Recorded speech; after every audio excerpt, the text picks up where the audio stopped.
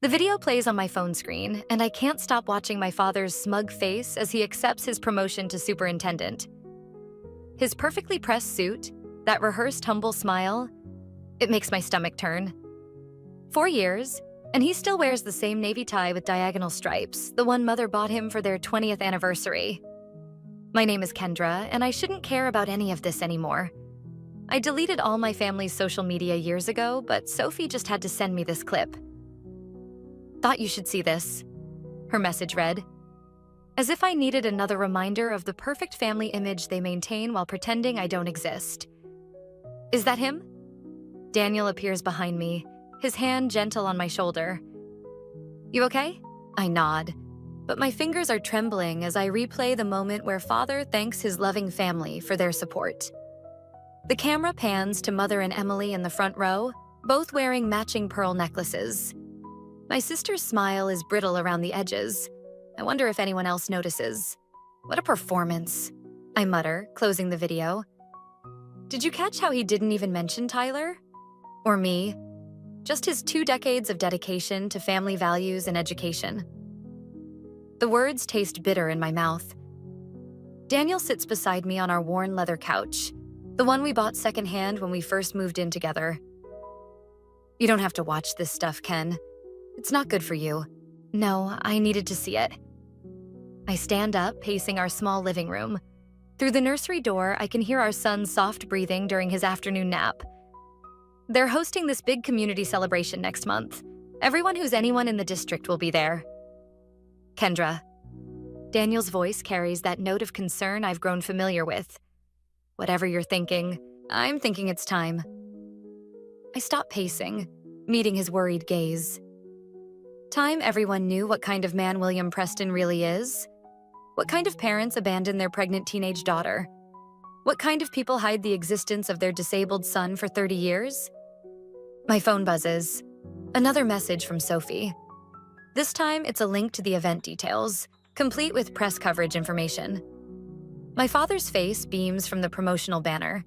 His campaign slogan beneath, "Building better futures through family values." They made their choice 4 years ago. Daniel reminds me gently. We've built something good here without them. I look at the family photos on our wall. Genuine moments of joy captured with Daniel, our son, Aunt Evelyn, and Uncle Marcus, the family we chose. But there's this hollow space inside me that won't heal, not while they continue spreading their lies. "Tyler called yesterday," I say quietly. "He wants to meet again. Says he has something important to tell me about father." Daniel's expression shifts. He knows about Tyler now. About the half-brother my parents abandoned long before they abandoned me. The secret that could shatter their carefully constructed facade. My phone buzzes one more time. It's Emily. "Saw Sophie sent you the video. Please don't do anything stupid. Some things are better left in the past." I delete her message without responding. Emily made her choice when she married Brian, my ex, the one who walked away when I told him I was pregnant. The perfect couple in my parents' perfect world. "Whatever you decide," Daniel says, standing to pull me close. "I'm with you. Just be sure it's what you really want." Revenge has a way of burning everyone involved. I lean into his embrace, but my mind is already racing with possibilities. The community celebration is exactly 1 month away. Plenty of time to gather evidence, to connect with Tyler, to plan how we'll finally make them face the truth they've buried for so long. "They thought they could just erase us," I whisper. But some stories refuse to stay hidden. In the nursery, our son stirs and lets out a small cry. As I move to comfort him, I catch my reflection in the hallway mirror. I see Mother's chin, Father's eyes, and something entirely my own: determination. Emily's text arrives while I'm feeding my son his breakfast. "Coffee at Marcus and Evelyn's cafe? We need to talk." The message sits there, deceptively casual, as if we're still the sisters who used to share everything. I wipe pureed carrots from Jamie's chin, studying his innocent face. He has Daniel's gentle eyes, thank God. Nothing of Brian in him at all. "You don't have to go," Daniel says from behind his laptop, where he's working on his latest design project. Emily made her choice when she married him. But I'm already reaching for my phone. Actually, I do. I type quickly. Noon. Don't bring Brian. The cafe is quiet when I arrive. The lunch rush not yet begun. Uncle Marcus spots me first, his expression darkening slightly. He knows what day it is. The anniversary of when they threw me out. She's in the back corner. He says quietly, squeezing my shoulder. Want me to hover nearby? I shake my head. I've got this. Emily sits primly at our usual table, wearing one of Mother's hand-me-down blazers. Her wedding ring catches the light as she stirs her latte, the ring that should have been mine, before Brian decided a pregnant girlfriend wasn't part of his 5-year plan. You look tired, she says by way of greeting. Babies do that. I slide into the seat across from her. What do you want, Em? Mother's worried. She saw you watching Father's speech online, multiple times. Of course she did. Sophie probably told Brian, who told Emily, who told Mother. The perfect information chain. Fascinating how she tracks my online activity but couldn't be bothered to meet her grandson. Emily's perfectly manicured fingers tighten around her cup. You know how it is. Appearances matter more than actual family? I cut in. Yeah, I got that message 4 years ago. A muscle twitches in Emily's jaw. The same tell she had when we were kids, hiding secrets from our parents. There's more at stake than you realize, Ken. Father's position, the family's reputation. What about Tyler's position? The words slip out before I can stop them. Emily goes very still. The color drains from her face, and for a moment, I see the sister I used to know. The one who used to sneak into my room late at night, whispering about escape plans we never followed through on. How do you... She swallows hard. Who told you about him? Does it matter? What matters is that I know. About our half-brother, about what they did to him. What they did to me wasn't their first time abandoning family. It wasn't like that, Emily hisses, leaning forward. Tyler needed specialized care. They couldn't handle... Save it. I stand up abruptly, my chair scraping against the floor. You know what's funny? I actually came here hoping you'd be different. That maybe you'd finally choose to do the right thing. Ken, please. Emily grabs my wrist. Whatever you're planning for the celebration next month, don't. Some secrets need to stay buried. I look down at her hand, at the ring that symbolizes every betrayal between us. Like how you and Brian were seeing each other behind my back months before I got pregnant. That kind of secret? She releases me as if burned. The truth hangs between us, finally spoken after 4 years. I didn't... She starts, but can't finish. Didn't what? Mean to hurt me? That's the problem with our family, Em. Nobody ever means to hurt anyone. They just do what's best for appearances, for reputation, for Father's precious career. Uncle Marcus appears with a fresh coffee, his timing perfect. Everything okay here? Fine, Emily says quickly, gathering her designer purse. I should go. Brian's waiting. Of course he is. I watch her retreat, noting how her shoulders hunch slightly. Another tell from our childhood, when she knew she was in the wrong but wouldn't admit it. You okay, kiddo? Marcus asks softly. I pull out my phone, opening the message Tyler sent me last night. A photo of him as a child, hidden away in some specialized facility, while Father built his empire of family values and Mother pretended she'd only ever had 2 perfect daughters. I will be, I say, hitting reply, once everyone knows the truth. Marcus studies me carefully. Your aunt might have some things to tell you, about Tyler, about your parents, when you're ready to hear them. I look up sharply, catching the weight in his words. There's more. There's always more with this family. I'm ready now. Aunt Evelyn's hands shake as she pulls the dusty photo album from the top shelf of her closet. We're sitting in her bedroom, the same room where I slept those first few weeks after being thrown out, crying myself to sleep while cradling my growing belly. Your mother made me swear, she says, settling beside me on the bed.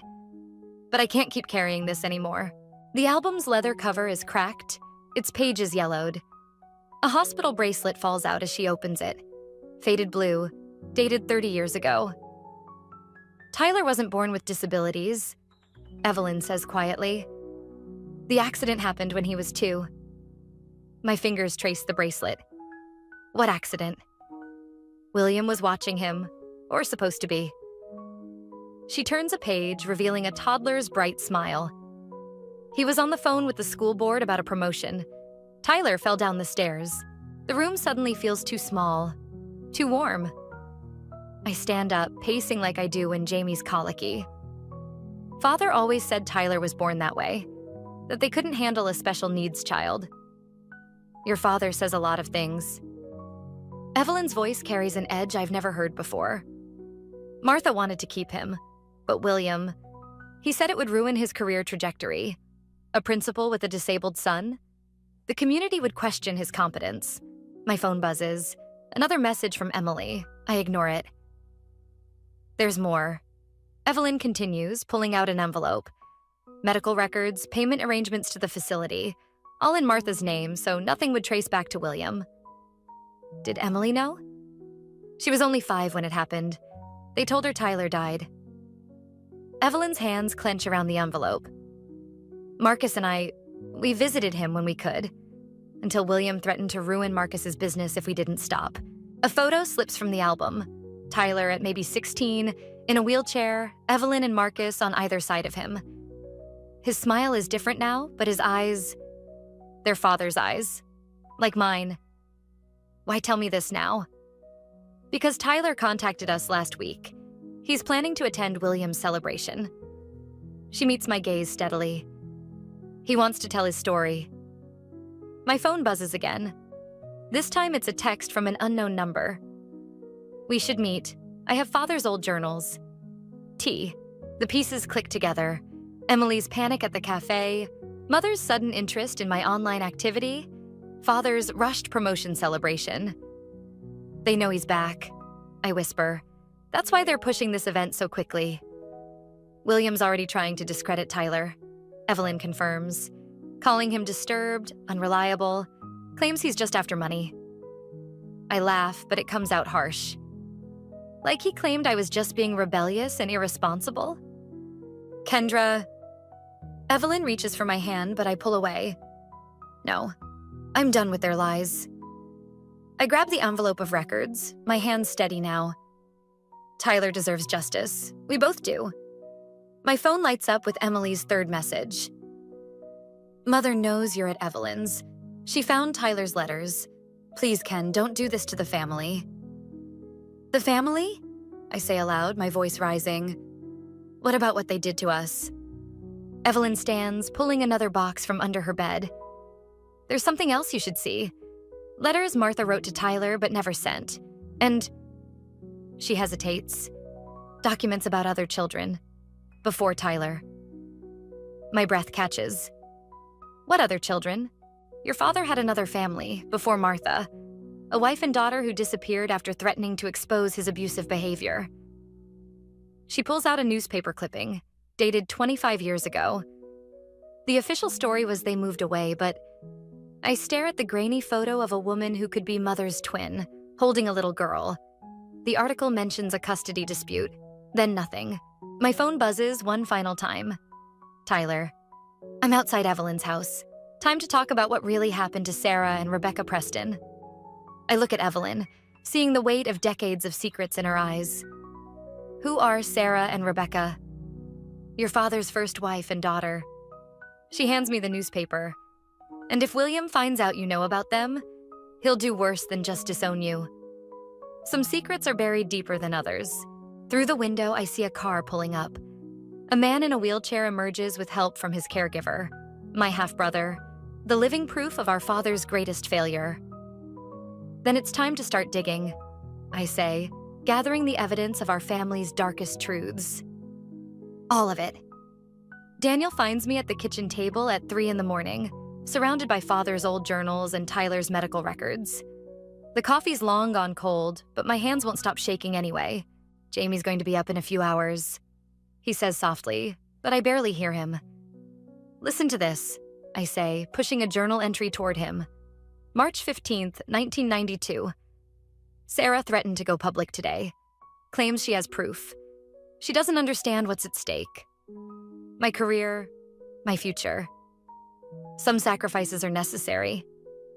I flip through more pages. 2 weeks later, they disappeared. Daniel sits beside me, his designer's eyes scanning the scattered papers. Have you told Tyler about this? He's the one who found the journals, in a storage unit registered to Mother. I run my fingers over the faded ink. Father's first wife and daughter didn't just move away. They vanished. No forwarding address, no school records, nothing. My phone lights up. Emily again. 17 missed calls since yesterday. She knows something. I mutter. Emily was 5 when Tyler had his accident, but she remembers more than she's saying. Ken? Daniel hesitates, choosing his words carefully. What exactly are you planning to do with all this? Before I can answer, another text arrives. From Brian, of all people. Emily's not eating, not sleeping. Whatever you're planning, please stop. I laugh, the sound harsh in our quiet kitchen. Now he cares about someone's well-being? You need to be careful, Daniel says, gathering the scattered papers. These accusations, if they're true, my father's not just a manipulative bastard who abandoned his children. He's... The word sticks in my throat. A knock at the door makes us both jump. It's 4 a.m. No one should be here. Daniel moves toward the door while I quickly shove the papers into a folder. Sophie? Daniel's voice carries his surprise. She bursts in, still wearing her work clothes from the late shift at the hospital. You need to see this. She thrusts her phone at me. It just came across my desk. A Jane Doe from 92. Cold case, recently reopened. My hands go numb as I stare at the photo. A woman in her 30s, found in a ravine 2 counties over. No identification. Cause of death. Inconclusive. Look at her hands, Sophie whispers. The woman's right hand bears a distinctive ring, a silver band with a unique pattern. I've seen that ring before, in the old photos Evelyn showed me. Sarah Preston's wedding ring. There's more, Sophie continues. The detective who reopened the case? He received an anonymous tip last week, right after your father's promotion was announced. Jamie's cry pierces the silence, and I realize I'm gripping the phone so hard my knuckles have gone white. Daniel goes to check on our son, leaving me with Sophie and this horrible revelation. Tyler, I breathe. He must have known. My phone buzzes again. Mother this time. We need to talk. About Sarah. About what really happened that night. The room spins slightly. All my plans for exposing Father's hypocrisy at his celebration suddenly seem small, childish even. This isn't about ruined reputations anymore. This is about... Kendra? Sophie touches my arm. What are you going to do? I look at the scattered evidence of my father's crimes. The journals, the medical records, the photos of a dead woman wearing my father's first wife's ring. The celebration is in 3 weeks. Every important person in the district will be there, watching Father accept his accolades for being an upstanding pillar of the community. I'm going to need your help, I tell Sophie. Both of you. This isn't just about revenge anymore. Daniel returns with Jamie, our son's presence a stark reminder of what's at stake. One wrong move, and history might repeat itself. Father's already proven what he's capable of when his reputation is threatened. We should call the police, Daniel suggests, but I shake my head. Not yet. First, we need to find Rebecca, Sarah's daughter. If she's still alive, she's the key to everything. I look at the photo of the Jane Doe one more time. And Emily. Emily knows something. She has to. My phone lights up with one final message. Tyler. Found Rebecca. She's been closer than you think. Meet tomorrow? I stare at the text, my heart pounding. Somewhere in the darkness, a car door slams and headlights sweep across our kitchen window. I freeze, wondering if Father already knows what we've discovered. The game has changed. This isn't about family shame anymore. It's about justice. And maybe, just maybe, preventing another tragedy before history repeats itself. The cafe's security cameras catch everything. On Sophie's laptop screen, I watch Emily slip through the back door at midnight, passing a thick envelope to a man whose face stays hidden in shadow. 3 nights before Father's celebration. "Play it again," Tyler says from beside me, his wheelchair positioned at the perfect angle to see the screen. We've been holed up in Sophie's apartment for hours, reviewing footage Marcus secretly installed after Emily's suspicious visits. The timestamp matches when Father made that call to the detective, Sophie points out, rewinding the video.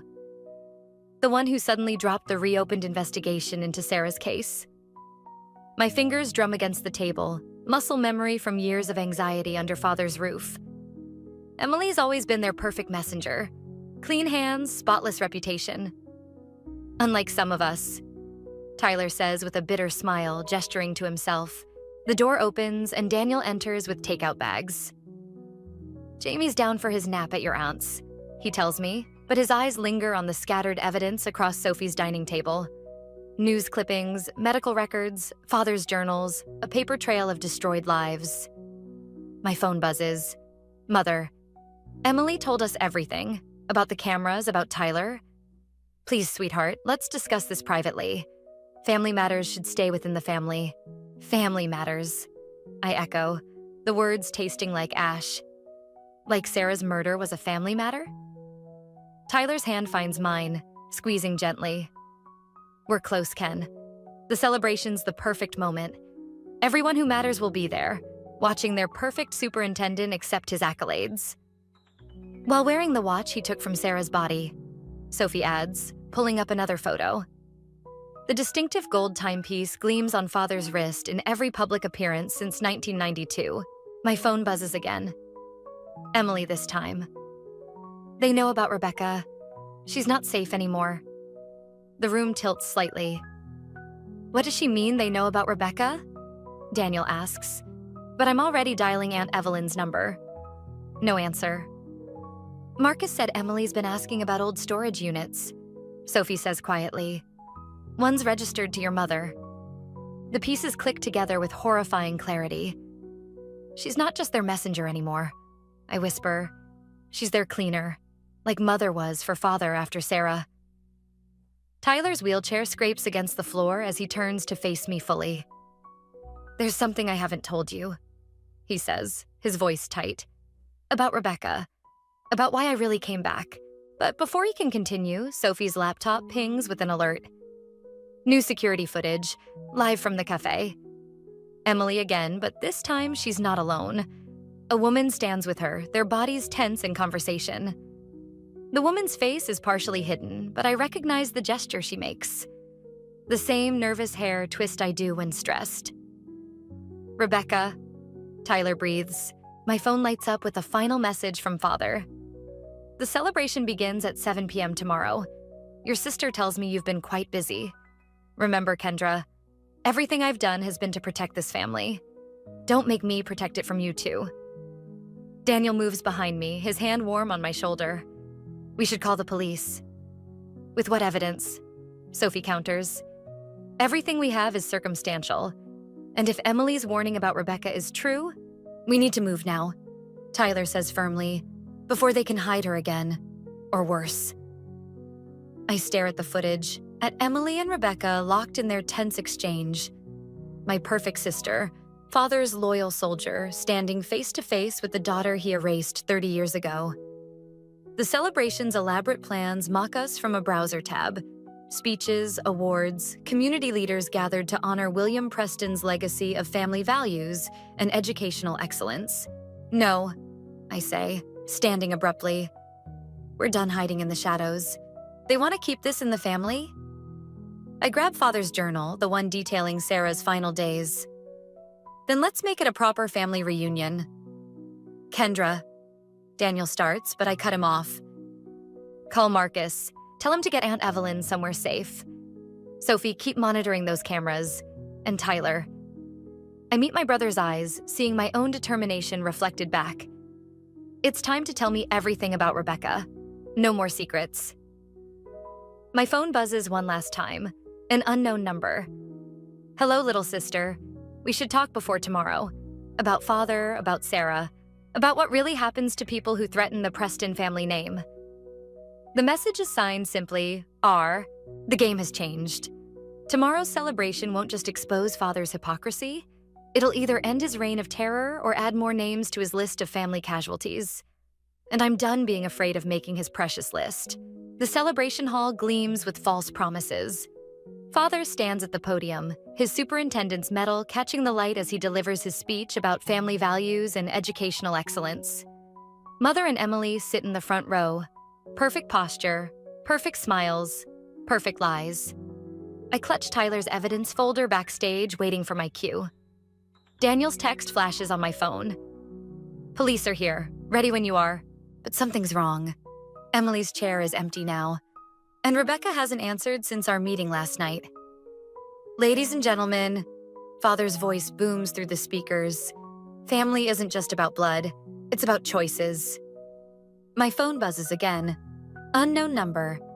Check the basement storage room. Now. I shouldn't go alone. Should wait for Daniel, for Sophie, for the police.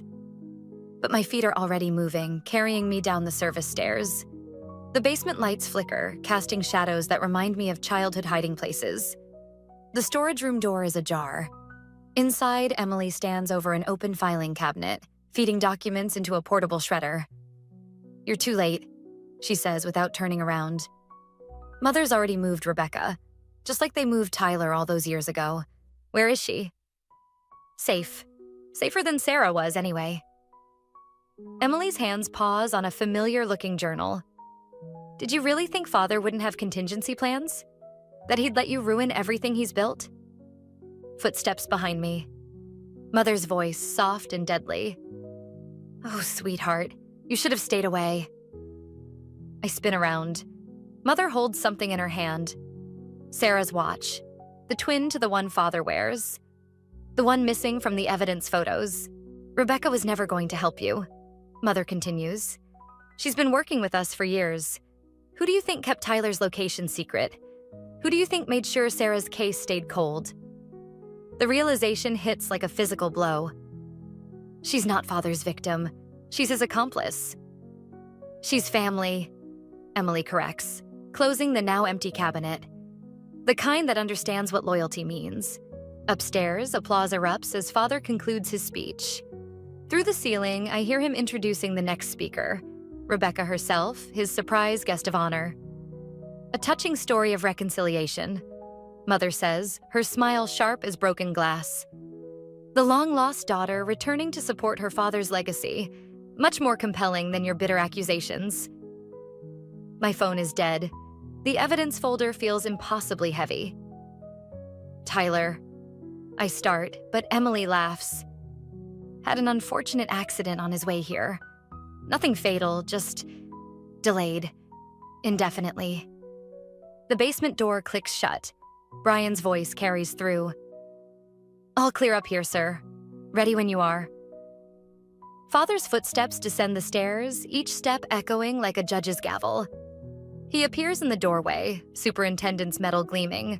Sarah's watch on his wrist matching the one in Mother's hand. I tried to protect you from this, Ch1ldr, he says, his voice carrying that familiar disappointment. Tried to teach you about family loyalty, but you're just like Sarah, too stubborn to understand the greater good. The greater good? My voice cracks. You killed her. She killed herself, Mother corrects smoothly, just like you're about to do. The guilt of false accusations, the shame of trying to ruin your father's special day. The note's already in your handwriting. Emily's quite good at that. The shredder whirs one final time, destroying the last of Tyler's evidence. Above us, Rebecca's voice carries through the speakers, telling a heartwarming story of forgiveness and family redemption. Father steps closer, his shadow falling over me like it did when I was small. The question is, Ch1ldr, will you finally make the right choice? For your son's sake? The basement feels smaller suddenly, the walls closing in. Mother holds out a glass of water, 2 white pills nestled in her other palm. Emily watches with that perfect practice smile. Through the ceiling, applause thunders as Rebecca concludes her speech about the power of family bonds. My phone stays dark. Daniel doesn't come. Sophie doesn't come. The police don't come. The Preston family takes care of its own. Father's watch catches the light again. Sarah's last possession, worn like a trophy. In Mother's hand, its twin gleams with accusation. And somewhere above, Rebecca, the daughter who chose loyalty over justice, continues to sell their perfect lie to a crowd eager to believe in happy endings. Come now, sweetheart. Mother says softly, stepping forward with the pills. It's time to make things right. The basement lights flicker as Mother holds out the pills. Behind her, Father's shadow looms larger than life. But something catches my eye. A reflection in the watch on his wrist. A tiny red light, blinking steadily. Sophie's wireless camera, still transmitting. I take the glass of water, hand trembling. Before I do this, I want to know one thing. My voice breaks perfectly, just like Emily taught me when we were kids, practicing how to cry on command. Did Sarah beg? Father's composure cracks just slightly. She made her choice. Like Rebecca made hers? I lift the glass. To help you hide everything? Rebecca understood what family means. Mother says smoothly. What loyalty means. A noise upstairs. Footsteps, then Rebecca's voice cutting through the speakers. What loyalty meant was watching my mother die, standing guard while William Preston buried her in that ravine. I was 7 years old. Father lunges for the basement door, but it's already locked from the outside. Emily's perfect mask shatters as she realizes what's happening. You didn't actually think I'd trust you again, did you, Em? My hands steady now, I set down the untouched glass. Not after Brian. Not after Tyler. Through the ceiling, Rebecca continues, her voice carrying to every corner of the celebration hall. I played my part. The prodigal daughter returned to support her father's legacy. But every word, every meeting, every confession, it's all been recorded. Mother's hand shoots out, but I'm faster. The watch slips from her grasp, clattering across the floor. Tyler's accident wasn't an accident, I say, loud enough for Sophie's camera to catch. Was it, Father? You ungrateful... He starts forward, but freezes at the sound of police sirens. The thing about perfect families, I continue, backing toward the corner where the camera's hidden, is that they keep such detailed records. Mother's charitable foundation? Fascinating paper trail. All those payments to keep people quiet. Emily makes a small, broken sound. The shredder was empty. Everything you thought you destroyed? Already uploaded. Live streaming right now, along with this entire conversation. Rebecca's voice cuts through again. My mother wasn't his first victim, but she'll be his last. The basement door bursts open. Daniel leads the charge, followed by police officers.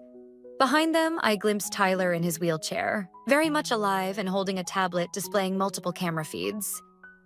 William Preston. An officer steps forward. You're under arrest for the murder of Sarah Preston, and Father moves with unexpected speed, reaching into his jacket. But before anyone can react, Emily throws herself between us. Don't, she screams. Please, Daddy, don't make it worse. The gun clatters to the floor. Emily kicks it away, her perfect posture finally breaking as she sobs. I wanted to believe in you, she whispers. Both of you. But Ken was right. You never loved us. We were just props in your perfect family picture. Mother lunges for the gun, but Rebecca appears in the doorway, Sarah's missing diary in her hands. It's over, Martha. All of it. As the officers move in, Father's facade crumbles completely. Everything I did, he snarls, was for this family's reputation. No, I say quietly, watching them handcuff my parents. Everything you did was for yourself. And now everyone knows exactly who you are. Emily stands frozen between us, torn between her lifetime of loyalty and the truth she can no longer deny. Finally, she turns to me. I'm sorry, she whispers. About Brian, about Tyler, about everything. I was so scared of becoming you that I became them instead. Upstairs, the celebration hall erupts with chaos as Rebecca finishes playing the recordings. 30 years of secrets, exposed in a single night.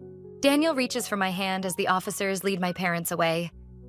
Through the basement door, I see Tyler and Sophie dismantling their surveillance setup, while Rebecca clutches her mother's diary, shoulders finally unburdened of its secrets. Was it worth it? Emily asks softly. All of this? I look at the scattered pieces of our family's facade. Mother's mask of perfection shattered. Father's legacy in ruins. The truth finally exposed to the light. Ask me again in 20 years, I reply, watching the last Preston family secret disappear into a police car.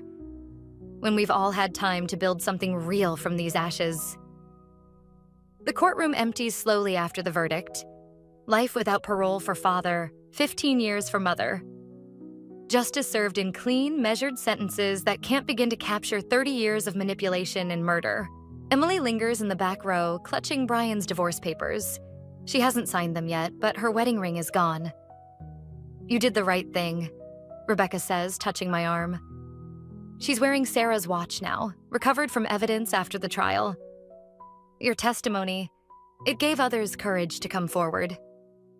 Through the window, reporters cluster on the courthouse steps, hungry for statements about William Preston's fall from grace.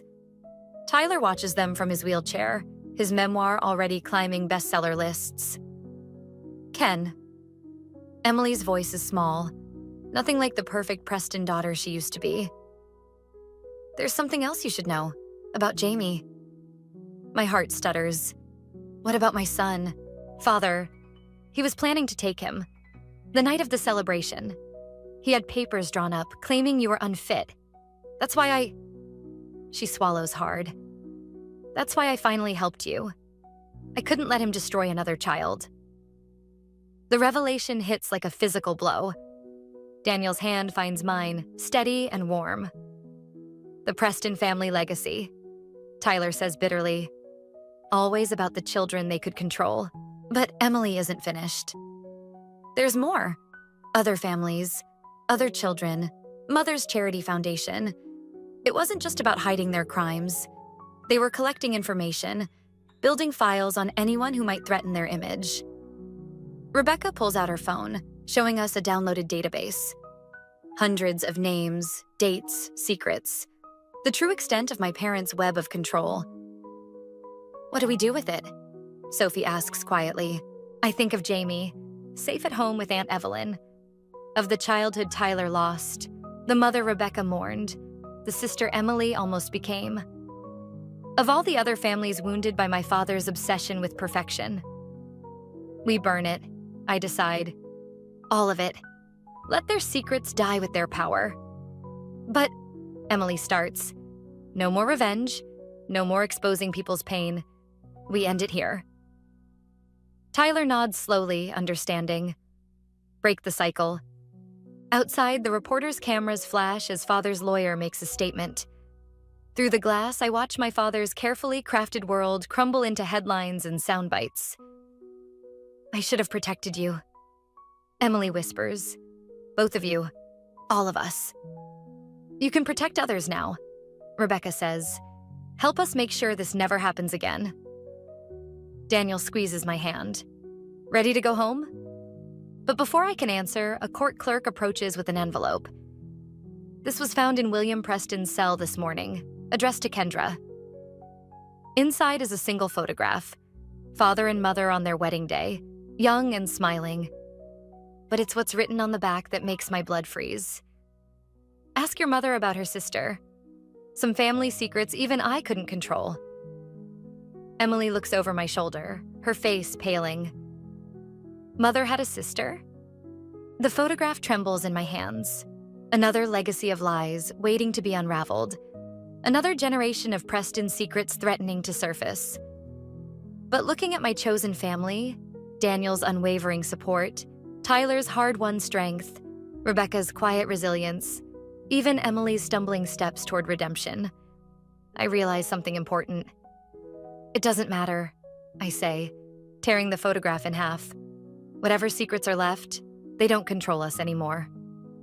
The pieces flutter to the floor like autumn leaves, leaving behind the taste of something that feels almost like freedom. Almost. As we leave the courthouse, Tyler hands me a flash drive. Security footage from Father's office. There's more about Mother's sister, about others. I pocket the drive without looking at it. Some truths can wait. Some battles can be fought another day. For now, Jamie needs his mother. Daniel needs his wife. And I need to learn how to live without the weight of revenge pressing against my ribs. The reporters surge forward, microphones thrust like weapons, asking how it feels to destroy my own family. I think of the torn photograph, of Emily's unsigned divorce papers, of Tyler's best-selling truth, of Rebecca's quiet victory, of all the ways family can break and rebuild and transform. You can't destroy what was never real, I tell them, and walk into the sunlight, leaving the Preston family legacy behind in the shadows where it belongs. Almost.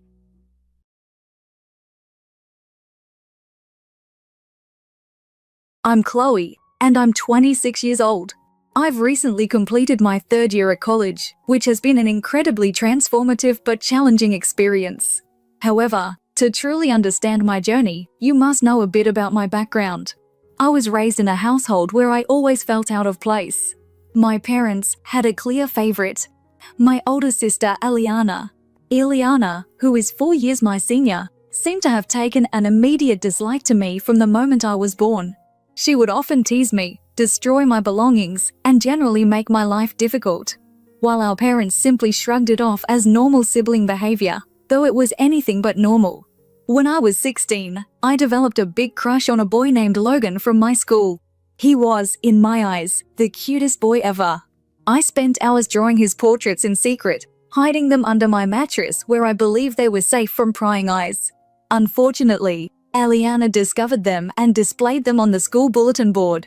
I can still vividly recall the embarrassment I felt as I walked into school that day, greeted by laughter and stares from my peers.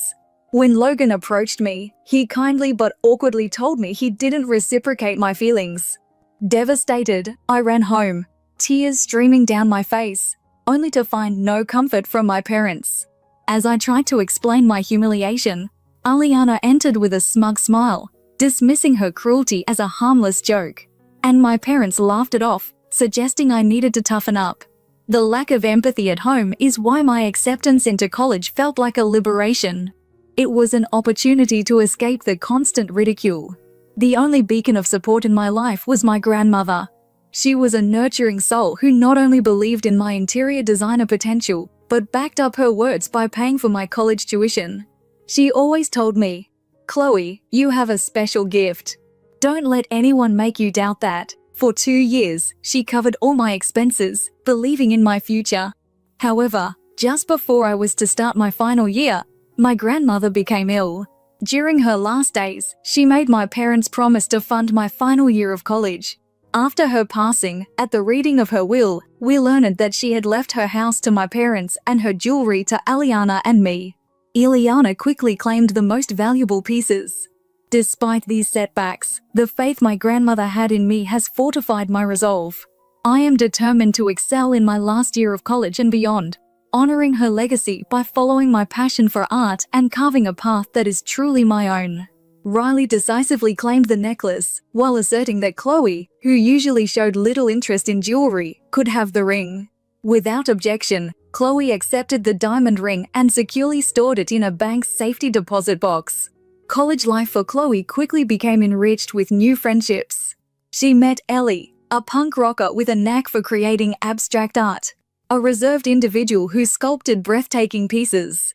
Neither of them was concerned with Chloe's family troubles. To them, she was simply Chloe, a girl with an exceptional talent for painting. One day, Ellie, who affectionately called her Bella, suggested that Chloe apply her skills at a downtown art teacher that was seeking new interior designer. Despite her initial reservations about how her conservative parents might react, Chloe decided to go for it. Surprisingly, she was hired on the spot by Josiah, the burly, tattoo-covered owner, after he was impressed with her portfolio. This job was Chloe's first venture into earning her own money, and she cherished it, choosing not to tell her family or her sister Aliana about it. Chloe immersed herself in her college studies, determined to make her grandmother proud. Her professors lauded her artwork, and she even won several art competitions. Importantly, she was genuinely happy. As her third year of college came to a close and summer approached, Chloe felt a familiar unease at the prospect of returning home. When she arrived, she walked into a bustling household, excitedly preparing for an event. At the center of it all was Aliana, glowing and holding up a wedding dress. Their mother greeted Chloe with surprise, not expecting her so soon. Aliana, with a smug look, revealed that she was getting married and casually mentioned that the news might not have reached Chloe due to the whirlwind of preparations. Feeling sidelined, Chloe met Josiah, Eliana's fiancé, a striking man who greeted her warmly, though she wondered what tales Eliana might have told him. The following morning, as Chloe overheard the breakfast chatter, she learned Aliana had ended her previous relationship due to their parents' concerns over the man's dubious connections. Their mother expressed relief, praising Josiah as a far more suitable match with a wealthy family background. Chloe, amidst these revelations, contemplated her own path, feeling both distant from and yet inevitably tied to her family's expectations and drama. As I sat at the table, sipping my coffee, Aliana mentioned casually with a smirk, "Josiah's taking me out to dinner tonight. Not that you'd know about dates, right? Have you even found a boyfriend yet?" Their laughter echoed around me, and I clenched my coffee cup tighter, fighting back tears. Over the days, I tried to keep to myself, spending time in my room, drawing and sketching, counting down until I could leave. However, I couldn't escape the inevitable family dinners. One evening, as we all gathered, Aliana excitedly declared she would wear Grandma's Raleigh for her wedding. "It would be perfect with my dress," she beamed. My mom agreed enthusiastically. But Aliana had more to add. "You know what would make it even better? A matching piece, like, oh I don't know, a ring?" My heart sank as I knew where this was headed. As my fork paused midair, my mom's eyes sparkled with realization. "Oh, that's right, Chloe, didn't Grandma leave you a ring?" I nodded slowly, a knot forming in my stomach. Eliana clapped her hands, smiling widely. "Izzy, you'll let me borrow the ring for the wedding, won't you?" I hesitated. "Borrow? For how long?" "Oh, silly," she laughed coldly. "You'll give it to me. To keep." "But Grandma left that for me," I said weakly. "Don't be selfish, Chloe," my dad interjected sternly. "It's your sister's wedding day." I scanned the table for any ally, but only found expectant faces. My dad's voice hardened. "Either you give the ring to your sister, or we won't pay for your final year of college." Silence enveloped the room. I couldn't believe what I was hearing. "You promised Grandma," I whispered, tears welling up. Eliana scoffed. "Oh please, no one cares about promises to some senile old lady." In a flash of anger, I stood, knocking my chair over. "How dare you speak of Grandma that way?" "That's enough," my dad roared. "Decide now. The ring or your education?" With trembling hands, I removed the key to my safety deposit box from around my neck and handed it to Eliana. The day after, I found Eliana alone in the kitchen. "When's your wedding?" I asked, voice steady. "The 27th. "Why? Planning to ruin it?" She smirked. "No," I replied coolly. "I'm visiting a college friend. I'll be back for the wedding." I packed my bags and left for Ellie's place in the next city. For the first time in days, I breathed freely. Ellie and I spent the week exploring galleries and cafes, savoring the moments of peace. But it shattered when I saw photos of Eliana's wedding online. She looked radiant, the Riley and my ring shining. The caption gleefully announced her marriage. I dialed my mom's number. Why wasn't I invited to the wedding? There was a pause before my dad spoke. "Chloe, your sister didn't want you there. She thought you'd ruin her perfect day. We agreed it was best not to tell you." Nausea overwhelmed me. "How could you do this to me? I'm your daughter too. Don't be dramatic," my mom interjected. Betrayed and heartbroken, I hung up. In that moment, I knew that I had lost much more than just a ring. I never really wanted to be there in the first place. After hanging up the phone, anger and hurt rippled through me. Days later, I came back home, only to find my sister Eliana had returned from her honeymoon. Entering the living room, I saw my parents examining apartment listings for her. Clearing my throat to announce my presence, they all looked up. "Remember, you promised to cover my tuition for my final year if I gave Eliana the wedding ring," I reminded them softly. My father shifted uneasily. "Actually, Chloe, we've decided to use that money for Eliana's apartment down payment instead." Shock gripped me as the ground seemed to vanish beneath my feet. "But you promised. You swore to Grandma," I protested. "Plans change," my mother said dismissively. "Eliana needs it more. You'll figure something out." Eliana laughed mockingly in the background, a sound that set my blood on fire. Without thinking, I lunged at her, grabbing a fistful of her hair. She screeched, chaos erupted, and my father pulled me away furiously. "That's enough," he bellowed. "Chloe, get out of this house right now." I retreated to my room, hastily packed a bag, and left, slamming the door behind me. As I walked away, tears streaming down my face, I felt utterly lost.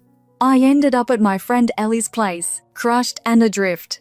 For days, I stayed in her guest room, oscillating between tears and numbness. Ellie did her best to console me, but my despair was deep. A week later, I checked my email without much hope and saw a message that froze me in my tracks. "Congratulations, you are the winner of the annual art school competition. Your prize includes a full scholarship for your final year of studies." I screamed in disbelief, joy overtaking me, and showed Ellie the email. Her face lit up, and she hugged me tightly. "Oh my God, Bella, this is incredible." For the first time in weeks, hope flickered within me. I could finish my degree without my parents' support. I could stand on my own.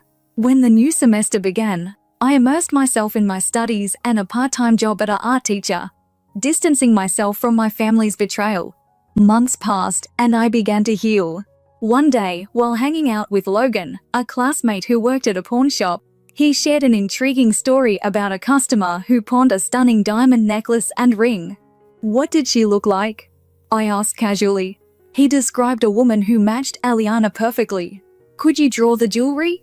I requested, my hands trembling. Logan looked puzzled, but sketched them.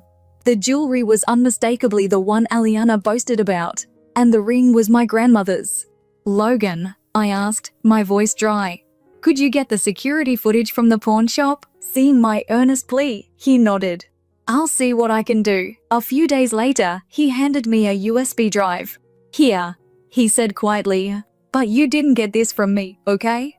I nodded, my heart racing as I clutched the USB, ready to uncover the truth. I had just connected the drive when I opened a video file and, to my astonishment, there was my sister Eliana, clearly visible, handing over some jewelry. But what truly shocked me was what unfolded next. As she turned to leave, a man walked into view and Eliana embraced him with a passionate kiss. This man was not her husband, Josiah. Curiosity piqued. I leaned in closer to the screen, my heart racing. As the man turned slightly, recognition hit me. It was Eliana's former boyfriend, the one our parents had forced her to break up with due to his shady past. Sitting back, my mind spun.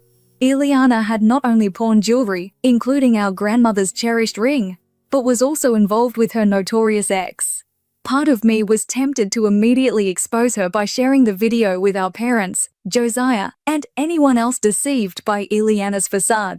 Yet, another part of me urged caution. The implications were too significant for a hasty decision. Months later, as I was trying to move past the family drama, I received an unexpected call from my Aunt Lisa, my mother's sister, who excitedly shared that Eliana was pregnant and that a grand announcement party was planned. Despite the good news, my heart sank. I wasn't invited to the celebration.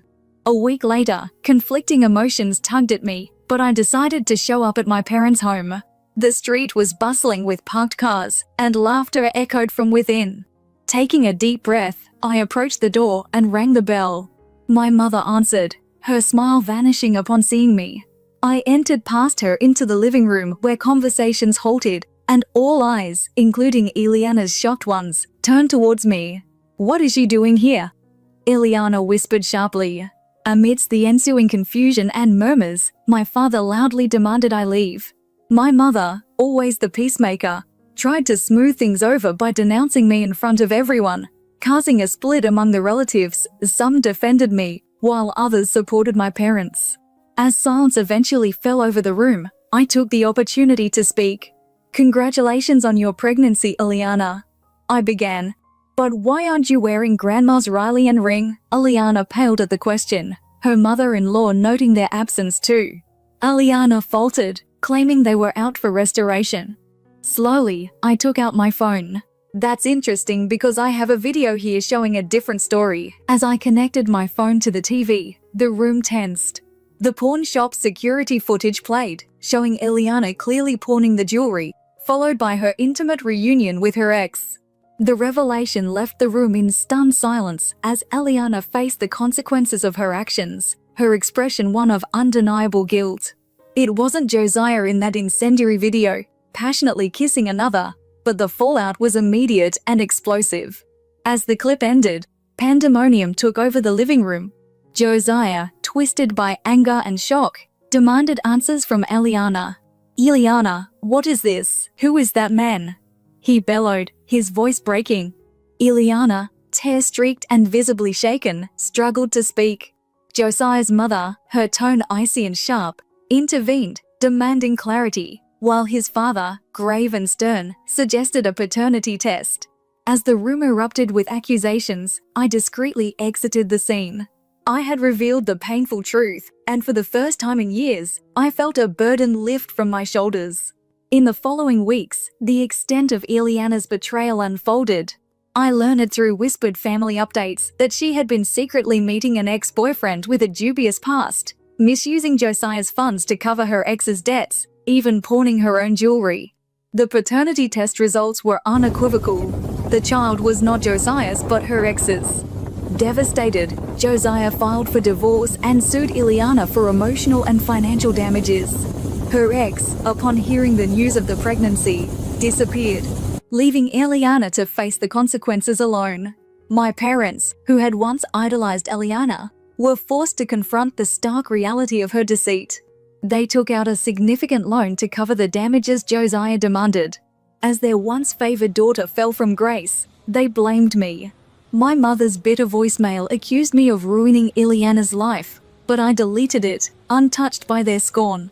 I refocused on my future, returned to college, and immersed myself in my studies, determined to build the life I envisioned. I severed ties with my family, changed my contact details, and broke free from our toxic cycle. 5 years since that revealing day, I graduated from college with honors, praised for my final project. Now 25, I work at the Harmony Art Gallery, curating exhibitions and promoting emerging interior designer. My personal artwork has attracted attention from collectors, and I still enjoy designing tattoos, a nod to my past. Although my relationship with my family remains strained, I've kept in touch with supportive relatives who update me on family matters, which I no longer let affect me. Ileana remains at home, unemployed and struggling, while our parents grapple with their own financial woes. In my personal life, I found happiness with boyfriend. He's understanding and supportive, sharing my passion for art. We're planning to move in together soon, taking another step towards the future I've always wanted.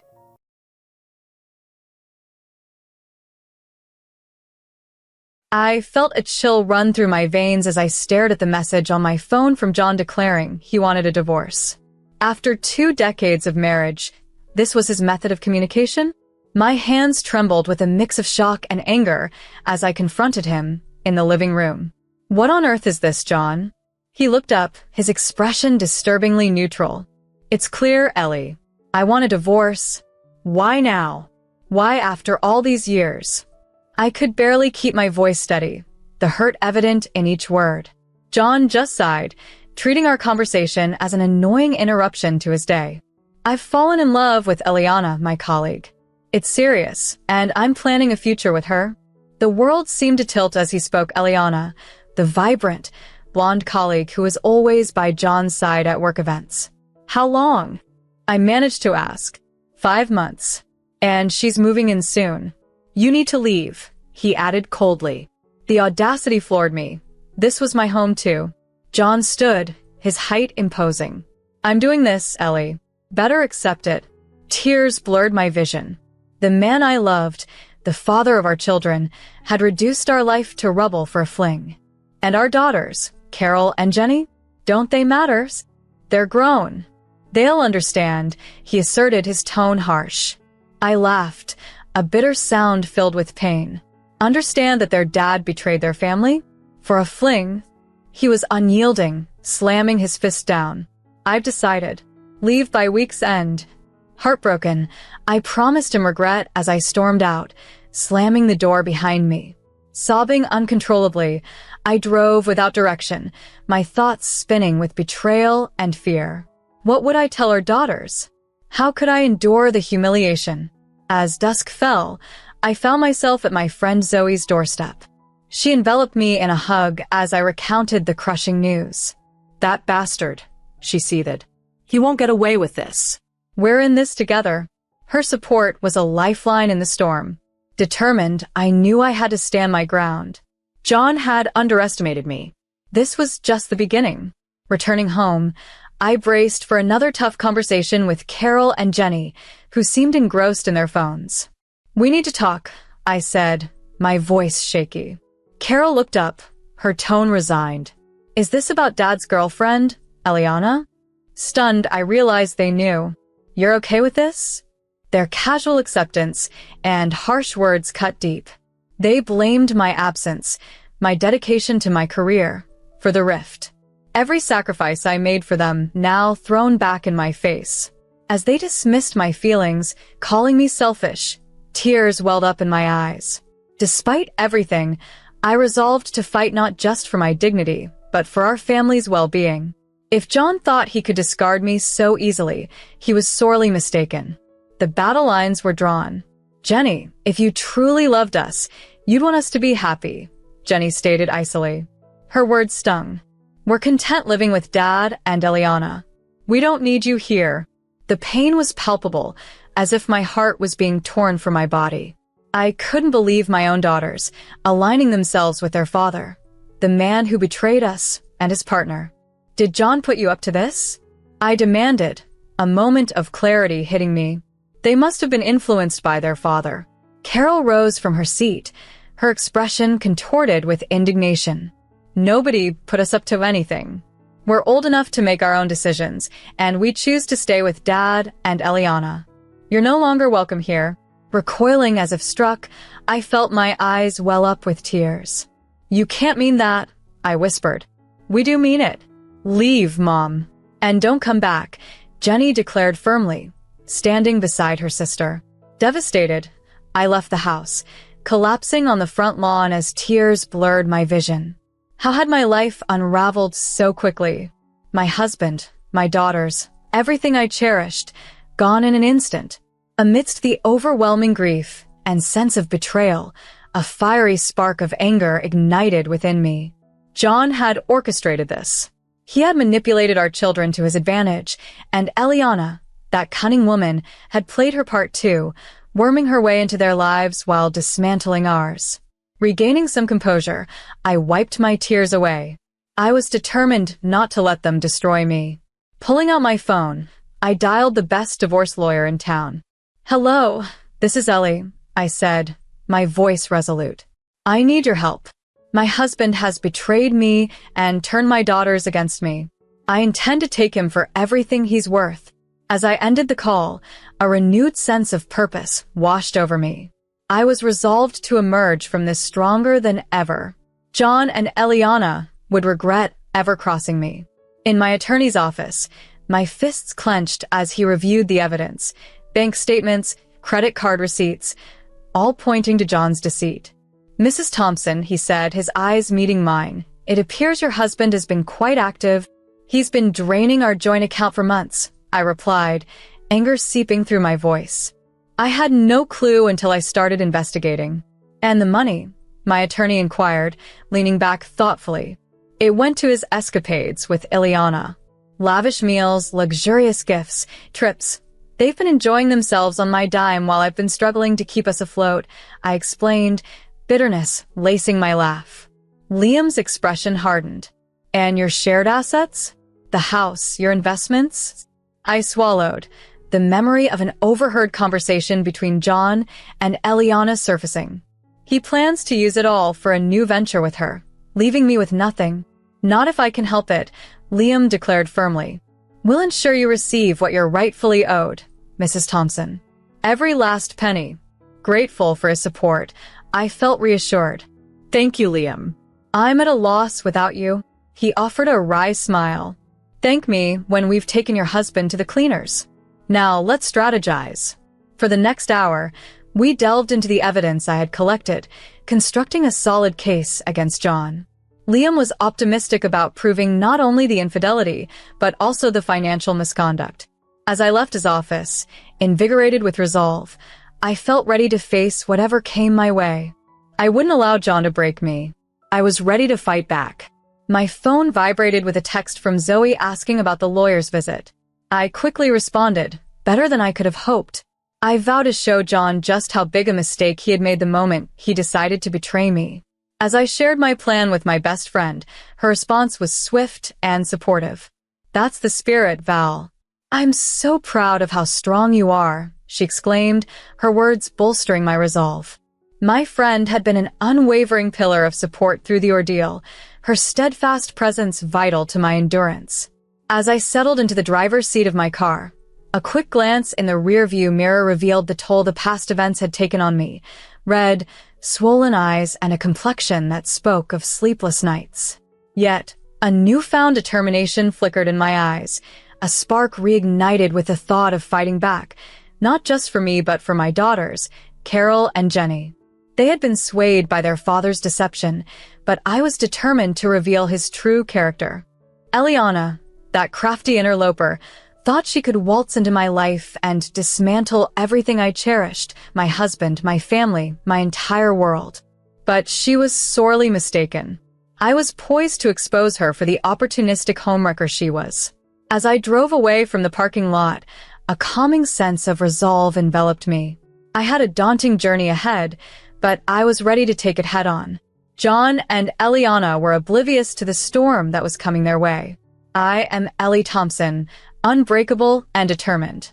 Sitting across from Liam, my lawyer, my heart raced as he presented the dossier of evidence against John, proof of his infidelity and financial misdeeds laid bare. We've got him cornered, Ellie, Liam declared with a confident smile. My hands trembled as I flipped through the photos, receipts, and bank statements, all incriminating, all undeniable. A sudden call interrupted our meeting. It was Zoe, my heart sinking as she relayed the latest onslaught. John was maligning me online, tainting my reputation. But Zoe was already countering his lies, defending my honor with the fervor only a true friend could muster. Her loyalty made me smile amidst the turmoil. Filled with a renewed sense of purpose, I returned to Liam's office, ready to take decisive action. Let's proceed with the divorce, I declared, my voice steady and resolute. Liam nodded, his look one of respect. I'll get the papers ready, he assured me. As I left his office, anticipation mixed with resolve. The path ahead was fraught with challenges, but I was equipped and ready. John had underestimated me, and I was driven not just to confront him, but to emerge victorious. Arriving at Zoe's, she greeted me with a hug that spoke volumes of the battles we'd faced together. Ellie announced her intentions in a voice softened by emotion, resting her head against my shoulder. We're going to make him pay for everything he's done to you, she declared. I wrapped my arms around her, overwhelmed with appreciation for this remarkable woman who had been my rock in every high and low. I couldn't face this without you, Soph. You know that, don't you? She stepped back, her eyes glistening with unshed tears. That's what best friends are for, babe. Now let's gear up. We have a deceitful scoundrel to bring down. We found ourselves huddled around her kitchen table, meticulously reviewing evidence and strategizing our next steps. A wave of tranquility settled over me. Armed with the truth, the backing of the law, and my best friend's unwavering support, John was poised for a downfall. Bursting into the house with the divorce papers gripped in my hand, I found John nonchalantly lounging on the sofa, his arm around Eliana. They both looked up in shock and irritation as I made my entrance. "What the hell are you doing here, Ellie?" John demanded as he stood. "I thought I made it clear you weren't welcome anymore." With a flick of my wrist, I flung the papers at his feet, fury ablaze in my eyes. "I'm here to serve you these divorce papers, you treacherous liar." Eliana's complexion turned ghostly. "Divorce papers? John, what's this about?" I let out a scornful laugh. "Oh, he hasn't mentioned? Your beloved John has been funneling money from our joint account to support your little escapade here, and that's just the beginning." John's expression contorted with rage. "You have no proof. It's just your word against mine." A smug smile curved my lips. "Actually, I have ample evidence, bank statements, credit card bills, photographs of the two of you together. My lawyers got everything." Just then, Carol and Jenny entered, their expressions filled with confusion and caution. "Mom, what's happening?" Jenny inquired. Turning to face them, my heart shattered seeing their innocent expressions. "Girls, your father has been deceiving us. He's been unfaithful and has been stealing from our family funds to sustain his affair with Eliana." Carol's expression hardened in disbelief. "That can't be true. Dad wouldn't do that." I sighed, tears welling up in my eyes. "I'm sorry, honey, but it is true. He's been manipulating you, turning you against me." John advanced, his face twisted in anger. "Don't listen to her, girls. She's trying to pit you against me. She's the one neglecting our family, not me." I laughed bitterly. "Neglecting? I've been the one working tirelessly to support us, while you've been indulging in your affair." Eliana stood up, visibly angry. "Don't speak to him that way. John loves me, and he loves you girls. You're just a bitter woman who can't bear to see him happy." I faced her squarely, my gaze fierce. "Quiet, you intruder. You think you can just stroll in and take over my life, my family? Well, think again. I won't go down without a fight." John interjected, his sneer palpable. "You're pathetic, Ellie. Do you really think you can compete with me? I have the girls and Eliana. What do you have?" I smiled coldly, confidence seeping through my defiance. "I have the law on my side, John, and I have the truth. You can try to twist the facts, but ultimately, truth will prevail, and you'll be left with nothing." Turning to my daughters, my voice softened as I beheld the turmoil in their eyes. "I love you both dearly, and I know this is hard. Your father isn't the man you think he is. He's dishonest and doesn't deserve your trust." Carol's face crumbled, tears cascading down her cheeks. I don't know what to believe anymore. I pulled her into an embrace. "Trust in yourself, my love. Trust in what feels right, and remember, I'm always here for you." Jenny stepped closer, her expression resolute. "I believe you, Mom." "I'm sorry I doubted you." I hugged her tightly, my heart swelling with love and pride. "It's okay, my dear. We'll get through this together." I faced John and Eliana, my gaze steely and determined. "I'm filing for divorce, John, and I will ensure you face the consequences of your actions. You truly underestimated me." With those words, I spun around and left, my head held high. This was only the beginning, and I was braced for the ensuing struggle. Little did John and Eliana know, they had no idea of the storm that was coming their way. In the courtroom, my pulse raced as my lawyer, Liam, laid out our case to the judge. John was seated across the room, smugness written all over his face. Eliana was conspicuously absent.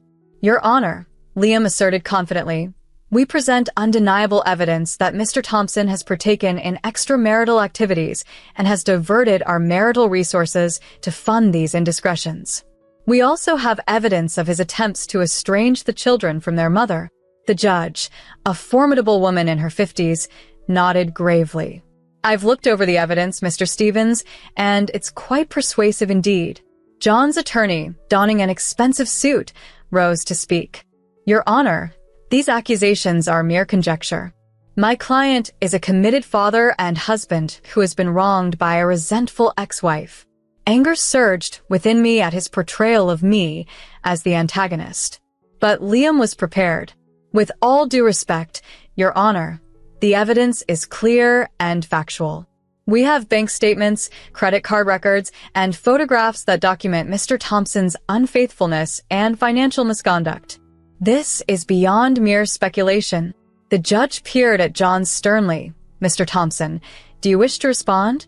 John stood, his indignation palpable. Your Honor, I am a devoted husband and father. These harsh accusations from my wife are baseless. She's only trying to penalize me for seeking happiness elsewhere. At his mention of happiness, I scoffed loudly. Happiness? Is that what you call betraying your family, plundering our children's future for your disgraceful affair? The judge called for order with a strike of her gavel, her expression severe. Mr. Thompson, I've heard enough. The evidence against you is overwhelming. I am granting Mrs. Thompson's petition for divorce and awarding her a significant portion of your joint assets as restitution for your infidelity and fiscal wrongdoing. John's complexion paled at her words. Your Honor, this can't be happening. I'll be ruined, he protested. The judge glared at him sharply. You should have thought about your family before your betrayal. Actions have consequences, Mr. Thompson. A sense of justice filled me as the judge pronounced her decision. After enduring months of pain and betrayal, victory was mine. John would finally face the repercussions of his actions. As we exited the courtroom, Liam congratulated me quietly. Congratulations, Ellie.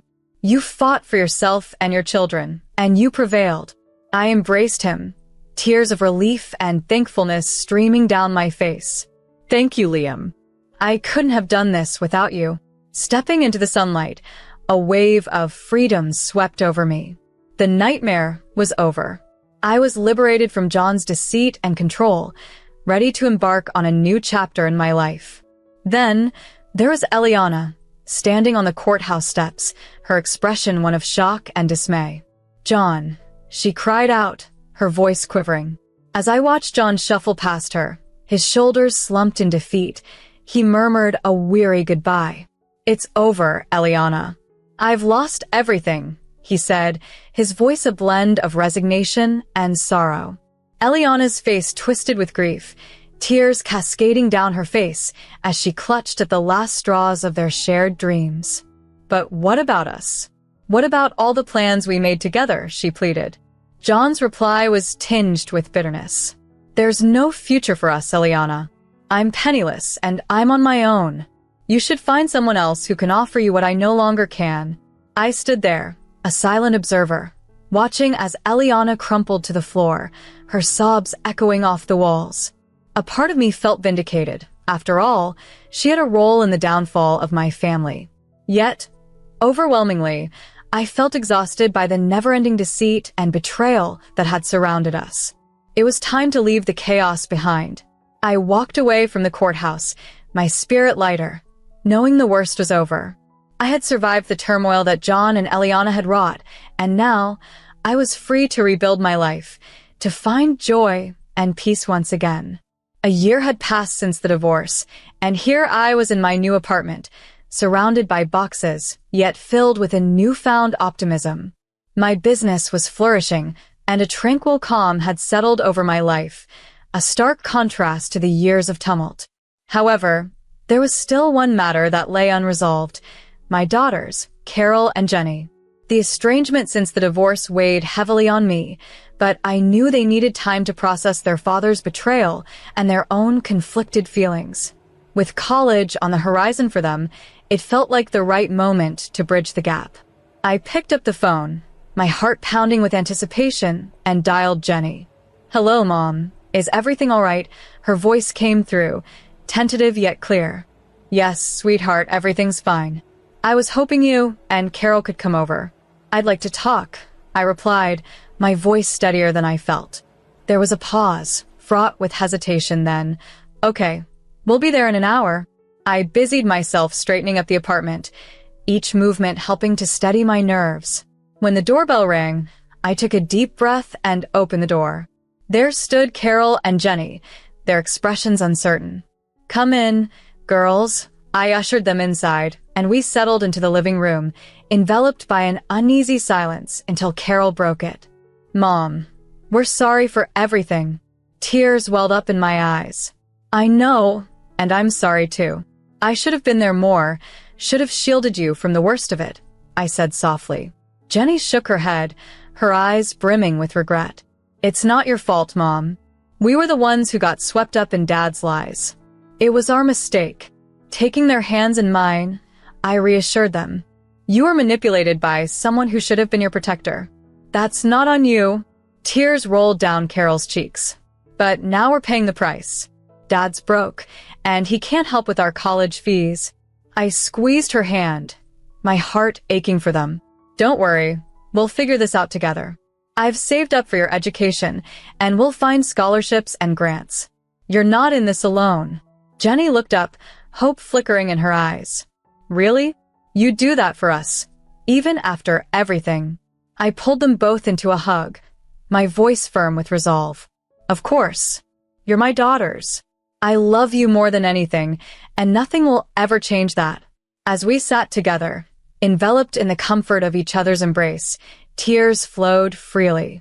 The challenges of the past year seemed to dissolve, leaving room for conversations filled with plans and dreams of what lay ahead. A tranquil peace washed over me. Though the journey ahead was long, I knew we, my daughters and I, would face it united, a formidable trio against the world.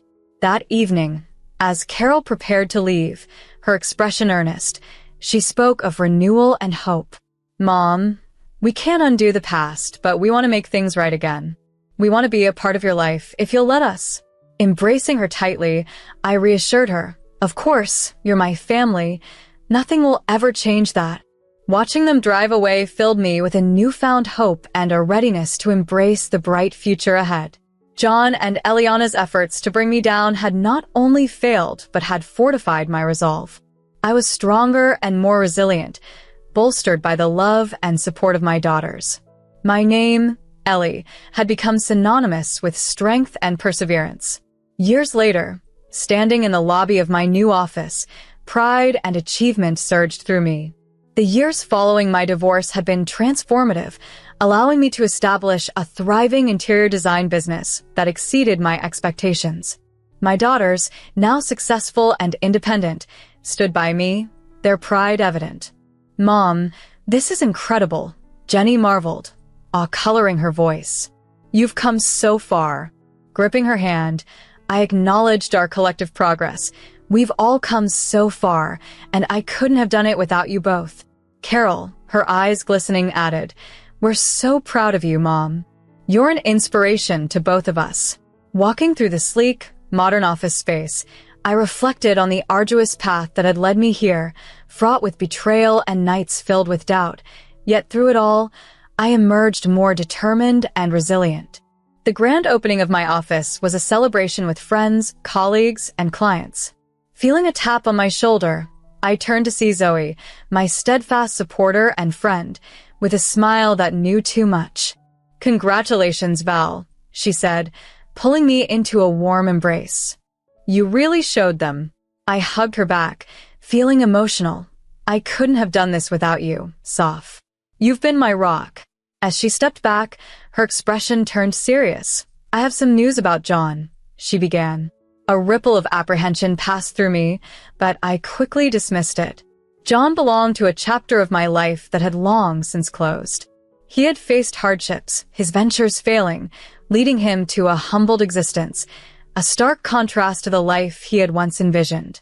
This news, while surprising, did not sway the solid ground I now stood on. My past no longer had any hold on me. I was truly unstoppable. The experience was transient.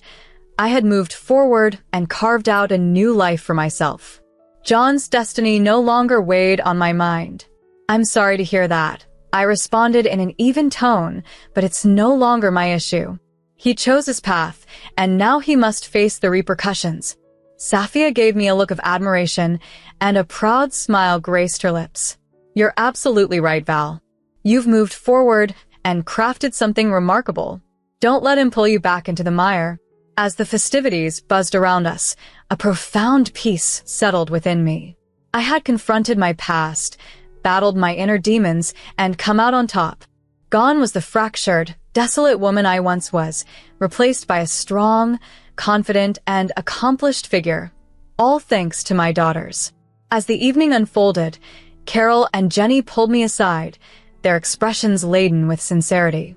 "Mom, we need to apologize," Carol began, her voice quivering, "for all the hardship we caused, for doubting you when you needed our belief the most." I shook my head and embraced them tightly. "There's nothing to apologize for, my loves. We've all erred, but we've grown from those mistakes. Look at us now, reunited as a family, stronger than ever." Jenny nodded, her eyes glistening with tears. "We love you, Mom, more than anything in this world." I held them close, my heart brimming with love. "I love you too, my darlings, always and forever." As I gazed out at the city skyline, with the building's lights twinkling below, a newfound peace and satisfaction enveloped me, one I had never felt before. I, Ellie Thompson, had survived the tempest, traversed through the dark, and stepped into the light as a survivor, a warrior, a woman who had rebuilt everything from scratch. With a sudden, unwavering certainty, I knew nothing could ever defeat me again. I had triumphed with my daughters by my side, and that was all that truly mattered.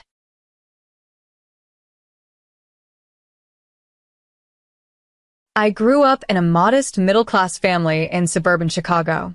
Life was pretty predictable back then.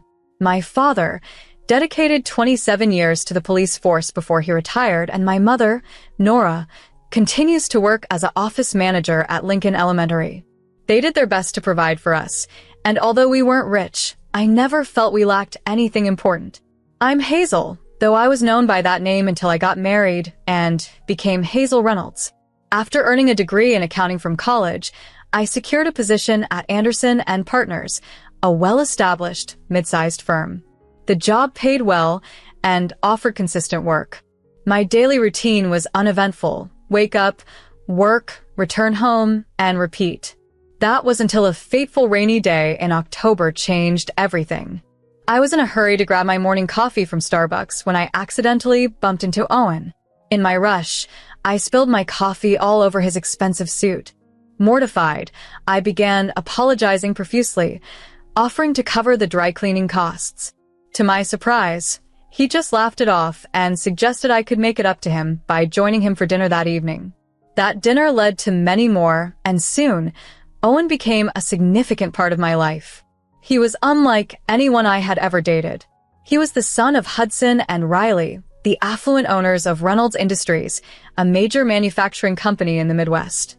Despite his family's wealth, Owen never made me feel inferior. He appreciated that I came from a real family, as he put it. The dynamic shifted slightly when he introduced me to his parents at their expansive Lake Forest mansion. Riley scrutinized me as if I were an inconvenience, barely concealing her disdain. During dinner, when discussing my background, my father's career in law enforcement, and my mother's job at the school, she reacted as though they were outlaws, not hardworking, respectable people. Despite the chilly reception from his parents, Owen proposed 3 months later, and I accepted without a second thought. Our wedding was an affair of mixed emotions, attended by his parents who managed only to offer strained smiles and formal congratulations. After a beautiful honeymoon in Bali, we moved into a luxurious apartment in downtown Chicago. The apartment was spectacular, with sprawling views of Lake Michigan, a stark contrast to the simplicity of my childhood home. Life felt like a dream, especially when I discovered I was pregnant 2 months later.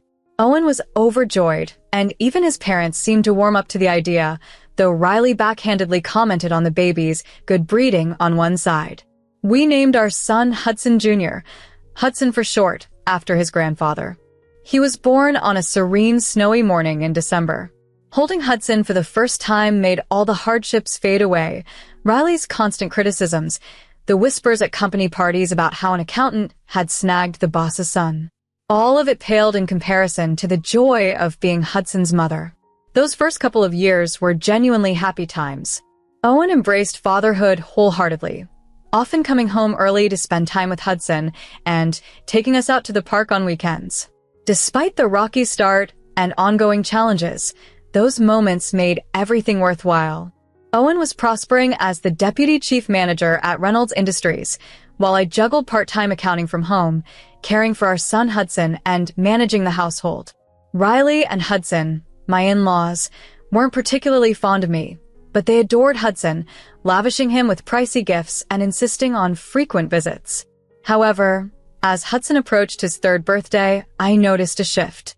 Owen started returning home increasingly late, citing intense work projects as his excuse, claiming they were too complex for me to understand. The man who once hurried home to spend time with his son now barely made it back for bedtime. Then, one windy Thursday, Riley arrived unexpectedly at our doorstep, her designer scarf unaffected by the gusts. "Explain why you missed the company's annual gala last night," she demanded, entering without an invitation. Confused, I replied, "What gala?" She accused me of feigning ignorance about the Reynolds Industries Anniversary Gala, a key event where Owen had told everyone I was unwell. That night, after Riley left, I stayed up waiting for Owen, who didn't return until 12:10 p.m. When I confronted him about the gala, he dismissively remarked that I wouldn't fit in with the sophisticated crowd of executives' wives who could effortlessly chat about art, wine, and vacation homes in the Hamptons. Feeling belittled, I expressed how he should be proud of me as his wife, not ashamed. Owen confessed that while my simplicity was once charming, his current status as a deputy chief manager required a spouse who could blend into more elite circles. I cried myself to sleep, hoping his stress was temporary and that our relationship would mend. But I feared our bond had suffered irreparable damage. The turning point came on a mundane Tuesday evening. Owen had texted that he'd be working late again, and during my usual cleaning, I noticed his laptop left open with his email visible. Driven by a gut feeling, I started reading an email chain between him and Stella, a new marketing executive at Reynolds. The messages revealed a hidden relationship, with mocking references to me as the village idiot and plans for continued liaisons. Heartbroken, I collected evidence of the affair, emails, messages, and photos of trips and gifts that were meant to be business-related. When Owen stumbled in at 6:27 a.m., disheveled and unkempt, I confronted him with the evidence. His reaction was one of mockery. He laughed and stated bluntly that I was never enough compared to Stella's sophistication and allure. This betrayal shattered the remnants of our strained relationship, revealing the depth of deception I had been subjected to. It had been a long while since he'd made an effort to dress well for me. Instead, he busied himself with other pursuits while I devoted myself to raising our son.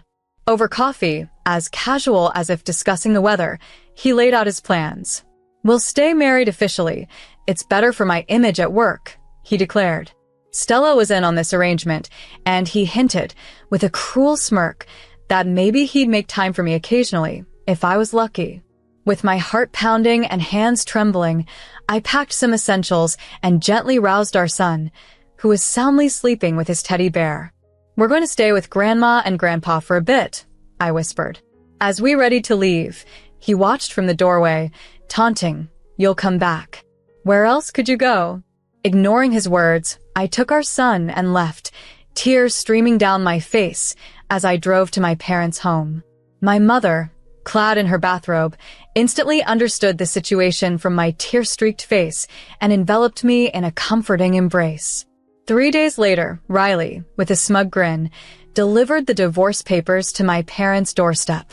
"I always knew you weren't good enough for my son," she sneered as she handed me the envelope.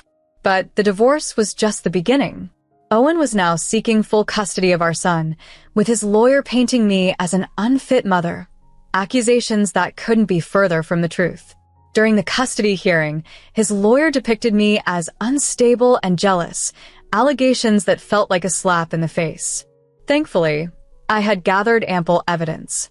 My lawyer presented emails between Owen and Stella, revealing his infidelity and his disdain towards me. The judge's demeanor shifted upon seeing the timestamps on the emails, proving that my reactions were based on his deceptions, not jealousy or instability. The judge ruled in my favor, granting me primary custody and assigning Owen limited visitation rights, along with a significant child support obligation. I returned to full-time work at an accounting firm, and my parents became indispensable, turning their golden years into dedicated grandparent duty. Life found a new, honest rhythm, devoid of the former chaos. One Saturday, a black Range Rover pulled up. Owen stepped out, sharply dressed, followed by Stella, who looked disdainfully around in her designer attire. "I'm here to see my son," Owen announced, barging past me. Stella's expression of distaste didn't falter as she followed him inside, marking yet another challenging chapter that lay ahead. She glanced around our cozy living room, its furnishings showing signs of wear but exuding comfort.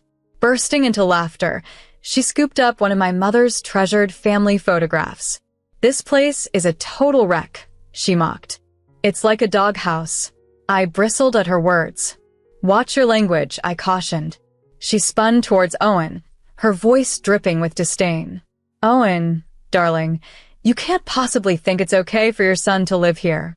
And these people," she waved dismissively at my parents who stood stunned in the doorway, "they're not fit for this. They should be nowhere near raising a Reynolds heir." "Get out," I demanded, my voice quaking with anger. "Both of you, leave my parents' home now." Owen scoffed. "Or what?" "That's enough. Hazel," I declared, my patience frayed. "I'm not playing nice anymore. I'm taking Hudson, and I'm going to make sure you regret this. You think you've won in court? Just wait." I pushed them towards the door. "Leave now."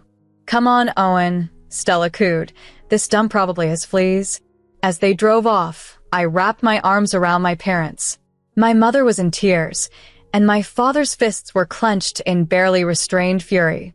Watching their car disappear, a new resolve solidified within me. Anger had replaced fear. The next evening, as I sat brooding over a cold cup of coffee, my dad joined me at the kitchen table. "You know, sometimes the best defense is a good offense," he remarked. He mentioned Mike Sullivan, a former colleague turned crime analyst, renowned for his discretion and thoroughness. Stella's arrogance, her spiteful remarks about my family, and the relentless nasty emails she sent were all too much. That morning, she had mocked my LinkedIn photo. "Look at this loser. Can't even dress properly." Owen's taunts were no better. His email from the previous day read, "Seeing you in that pitiful place, I remember why I left. Enjoy your poor life with your cop father. How much does Mike charge?" I found myself asking. 2 days later, I was in Mike Sullivan's office, a compact room downtown. Mike, a rugged man with gentle eyes, had known me since childhood. Despite trying to focus on work and Hudson, the harassment from Owen and Stella was relentless. Then Mike called urgently. "You need to see this in person," he insisted. In his office, he handed me a thick file. First off, he began, "Stella isn't her real name. She's been using her sister's identity. Her real name is Stella." As I flipped through the file, my hands trembled. Before her role at Reynolds Industries, Carla had been an escort, hopping from one wealthy man to another, living off their fortunes until they grew weary of her or uncovered her minor frauds. She'd assumed various aliases in different cities, always vanishing before suspicions arose. But her activities at Reynolds Industries were far more insidious. Mike pointed to bank statements. She's been draining funds from company accounts, little by little, avoiding detection. He then showed me screenshots of emails. She's also been leaking confidential company info to your biggest competitors. Details about product launches, merger plans, everything. This revelation marked a turning point, transforming my resolve into action against the deceit threatening my family's future. I leaned back, my thoughts racing about the enigmatic and seemingly flawless Stella. It turned out she was nothing more than a swindler who had not only ensnared my husband, but had also weaseled her way into the heart of the Reynolds dynasty. Mike revealed more shocking details as he pulled out yet another folder. "Remember the massive contract Reynolds Industries lost last month? The one that cost them millions." He paused, his eyes darkening. Stella leaked the bidding details to a rival company 3 days before the submission deadline. I meticulously collected all the proof I could find, making several copies. Yet, I refrained from exposing her immediately. I knew something Stella didn't. Timing is everything. The phone rang on a chilly Wednesday morning. Riley's voice, frosty as usual, conveyed a begrudging invitation. "Hazel, Hudson's 57th birthday bash is this Saturday," she stated, sounding as though she were planning a dental procedure rather than a celebration. "While we'd prefer this to be a family-only event, Hudson needs to attend his grandfather's birthday. And since he's too young to come by himself." Her voice trailed off, leaving the implication hanging in the air. I was only welcome as Hudson's chaperone, expected to fade into the background and avoid any embarrassment. Hudson's birthday party was as lavish as one might expect, with a mansion adorned in gold and crystal, waiters circulating with silver trays of champagne. Hudson and I entered to a sea of judgmental glances. "Oh, you made it," Riley remarked with a strained smile before beckoning Hudson over. I hovered near the appetizers, watching my son being flaunted like a trophy while the other guests either snubbed me or whispered furtively. Clutching Mike's file in my oversized purse, I waited. Then Owen entered, Stella on his arm, clad in a stunning red Valentino gown with diamonds sparkling at her ears. "Everyone," Owen called, tapping his glass for attention. "I have an announcement. This spring, Stella will join the Reynolds family as my wife." Riley immediately embraced her, proclaiming, "Finally, a woman worthy of our name." Harvard-educated, from an impeccable family. Hudson glanced my way with disdain. Under their praising eyes, Stella beamed. "I'm so honored to be part of such a distinguished family and promise to be the wife Owen deserves." That was my cue. Standing firm, I interrupted. "Speaking of what people deserve," I declared, my voice carrying across the room. "I have something to disclose about your future, Mrs. Reynolds." Owen shot me a warning look. "Don't cause a scene, Hazel." Ignoring him, I presented the first piece of evidence. "Tell me, Stella, or should I call you Stella? How's your sister coping after you stole her identity?" Stella's face paled. Riley demanded, "What is this nonsense?" I continued, "Did she forget to mention that she's been living under her sister's identity? The real Stella is a school teacher in Minnesota. This woman," I pointed at her, "is Carla Larson, a former escort and con artist." I continued to uncover more shocking revelations. Bank records revealed that she had been siphoning funds from Reynolds Industries. Then, there were the emails that left no doubt. She had been betraying the company by leaking secrets to Wagner Manufacturing and Collins Corp for months. When Hudson grabbed the documents from me, his face fell. "The Wagner deal, the Collins merger, it was you all along." "I can explain," Stella stammered, retreating as Owen's expression darkened menacingly. "The real Stella," I declared, unable to hide my satisfaction, "has a colorful past. 7 cities, 7 wealthy men, 7 scams. And it looks like Reynolds Industries was set to be her next victim." A hush fell over the room as they absorbed the evidence. Owen looked baffled, Riley horrified, and Hudson's anger escalated by the second. Stella's facade cracked, and the once elegant birthday celebration descended into chaos. Hudson, his face reddening with fury, sifted through the damning documents. "Get out," he roared at Stella, who was desperately trying to concoct excuses. "Leave my house before I call the police." "But Hudson, darling," she pleaded, reaching for his arm, "these are all lies. I can explain everything." "Explain," he thundered, waving the documents at her. "Explain how you sabotaged the Wagner deal, a contract worth $10 million? And Collins, our biggest rival. You've been feeding them our secrets." Riley, who had been silently reading through the records, looked up with icy disdain. "You common fraud," she spat out. "You thought you could deceive your way into our families?" Stella edged towards the door, her designer heels clicking against the marble. "Owen, baby, tell them it's not true," she pleaded. But Owen was pale, staring at the photos of Stella with various affluent men. "If you're not off my property in 27 seconds, Hudson threatened quietly, "I'm calling the cops, and believe me, you'll be seeing our lawyers." Stella hurried out as Hudson then turned to his son. The guests might have appeared engrossed in their champagne, but all eyes were on them. "You brought this woman into our company," Hudson accused Owen, Gave her access to sensitive information just because you liked her looks? Dad, I had no idea, Owen protested. That's just it, you didn't know. Didn't bother to check, thinking with everything but your brain, Hudson snapped. You're fired, Owen. Clear out your office by tomorrow. And the apartment you're in?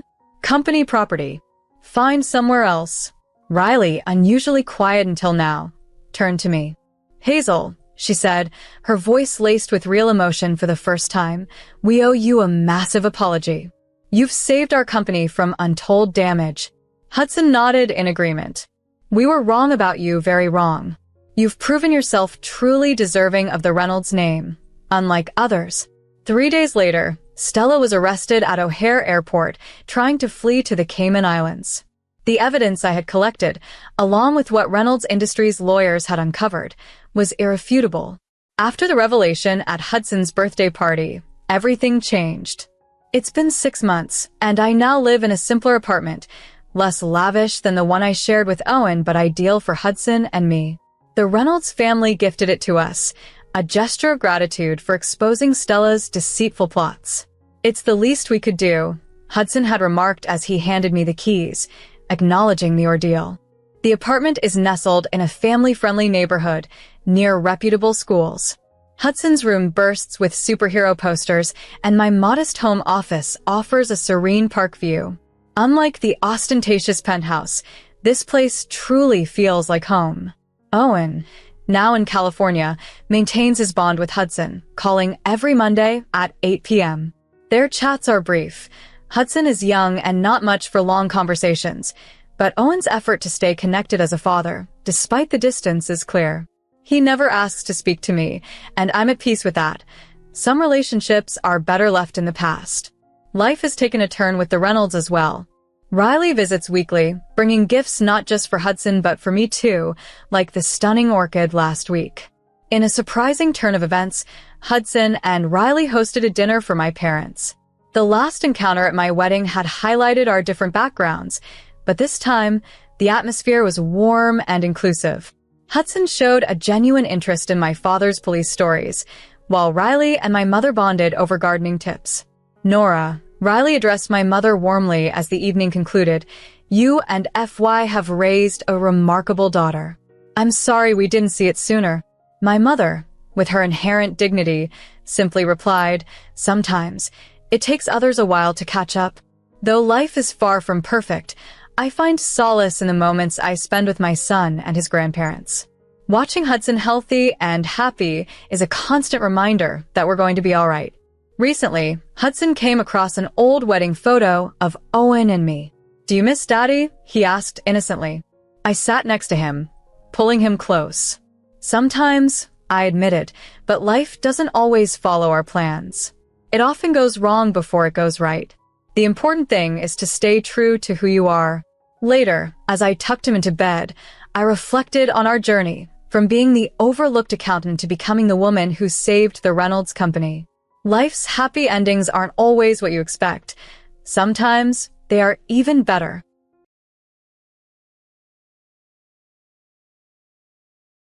My name is Delilah, a 25-year-old who unexpectedly found herself at a life-altering crossroads. Until a few years ago, I was just another assistant manager internal audit, crunching numbers day in and day out. But everything changed when I landed a new job at a different firm, marking the beginning of a rather intriguing chapter in my life. It was there that I met Dylan, a sales representative executive whose confidence and charisma were as effective as his smile, one that could seemingly persuade anyone to buy anything, even ice to Eskimos. Our first encounter was by chance in the break room, initiated by the most temperamental coffee machine on the planet. You're the new accountant, right? Dylan said, leaning against the doorway with a playful smirk. Guilty as charged, I replied, trying to maintain my composure despite the curiosity he sparked in me. I'm Dylan, sales consultant and, unofficially, the coffee machine whisperer. He quipped with a wink. We laughed, and from that moment, our connection seemed inevitable. Fast forward 3 years, Dylan orchestrated the most enchanting marriage proposal during a beachside weekend getaway. It was straight out of a fairy tale. a sunset dinner followed by him on one knee. Overwhelmed with joy, I accepted without hesitation. Our wedding was a beautiful whirlwind, and soon after, we began our new life together in the charming old house I had inherited from my grandfather. A few weeks into our marriage, Dylan proposed an unexpected idea. "Babe, have you ever thought about being a housewife for a while?" he suggested one evening, hope shining in his eyes. I was taken aback. Despite my dedication to my career, his argument that he was doing well at work and could support us both, coupled with the promise of a stress-free life focused on us and maybe starting a family, was compelling. Eventually, his enthusiasm won me over, and I decided to embrace the change. Initially, the freedom was refreshing. I had time to explore hobbies like gardening, reading, and experimenting with new recipes. Dylan would return home to a tidy house and a homemade dinner, and our evenings were filled with discussions about the future and laughter. It felt like an extended honeymoon. However, as the weeks turned into months, I began to feel restless. I missed the challenges of my job, the buzz of solving complex problems, and even the constant noise of my office phone. Despite trying to suppress these feelings as mere adjustments, subtle shifts in our dynamic began to surface. Dylan's once sporadic compliments about my housekeeping or cooking gradually morphed into expectations. Comments that initially seemed harmless started to sting, especially when dinner was late or the house slightly dishevelled. My journey from an assistant manager internal audit to a housewife was not just a change in job titles, but a profound transformation in lifestyle and identity, one that brought with it unexpected challenges and introspections. I began to feel less like a partner and more like a housekeeper in my own home. It got to the point where I had to call my best friend Lillian to share my frustrations. "I just feel like I'm slowly losing myself," I admitted to her over the phone. Lillian's response was laced with worry and support. "Losing yourself? Delilah, you're vibrant and full of life. Don't let this domestic role extinguish your spirit." Her words rang true. I had always valued my independence and the ability to forge my own path. Yet here I was, feeling adrift in a role that I never imagined for myself. Despite my initial adjustment to being a homemaker, I realised I was far from having it all figured out when my husband Dylan came home one evening with unsettling news. Dylan walked in, his face solemn, an uncommon expression for him. "Delilah, we need to talk," he began, his coat still on. Trying to inject some humour, I quipped, "What's wrong? You look like you've seen a ghost." He replied, "It's my parents. Their apartment is being renovated and they need a place to stay for a few weeks." His gaze avoided mine. "A few weeks?" I responded, surprised and hesitant. "Yeah, just a short while. It shouldn't be too bad," he assured, finally meeting my eyes. With a mix of reluctance and obligation, I agreed. "Okay, for a couple of weeks, but they need to respect our space, Dylan." He nodded. "Of course they will. Thanks, babe. You're the best." A few days later, Dylan's parents, Silas and Ruby, arrived with their entire household, stuffed into numerous bags and boxes. They even brought furniture. "Delilah dear, make some room. We've got a lot of stuff," Ruby announced, pushing past me with a heavy box. Silas followed, hauling in an enormous armchair. "Hope you don't mind us bringing some comforts from home," he said as he struggled to fit it through the door. Overnight comma. Our cosy home turned into a makeshift storage unit. Their belongings were everywhere, and it was overwhelming.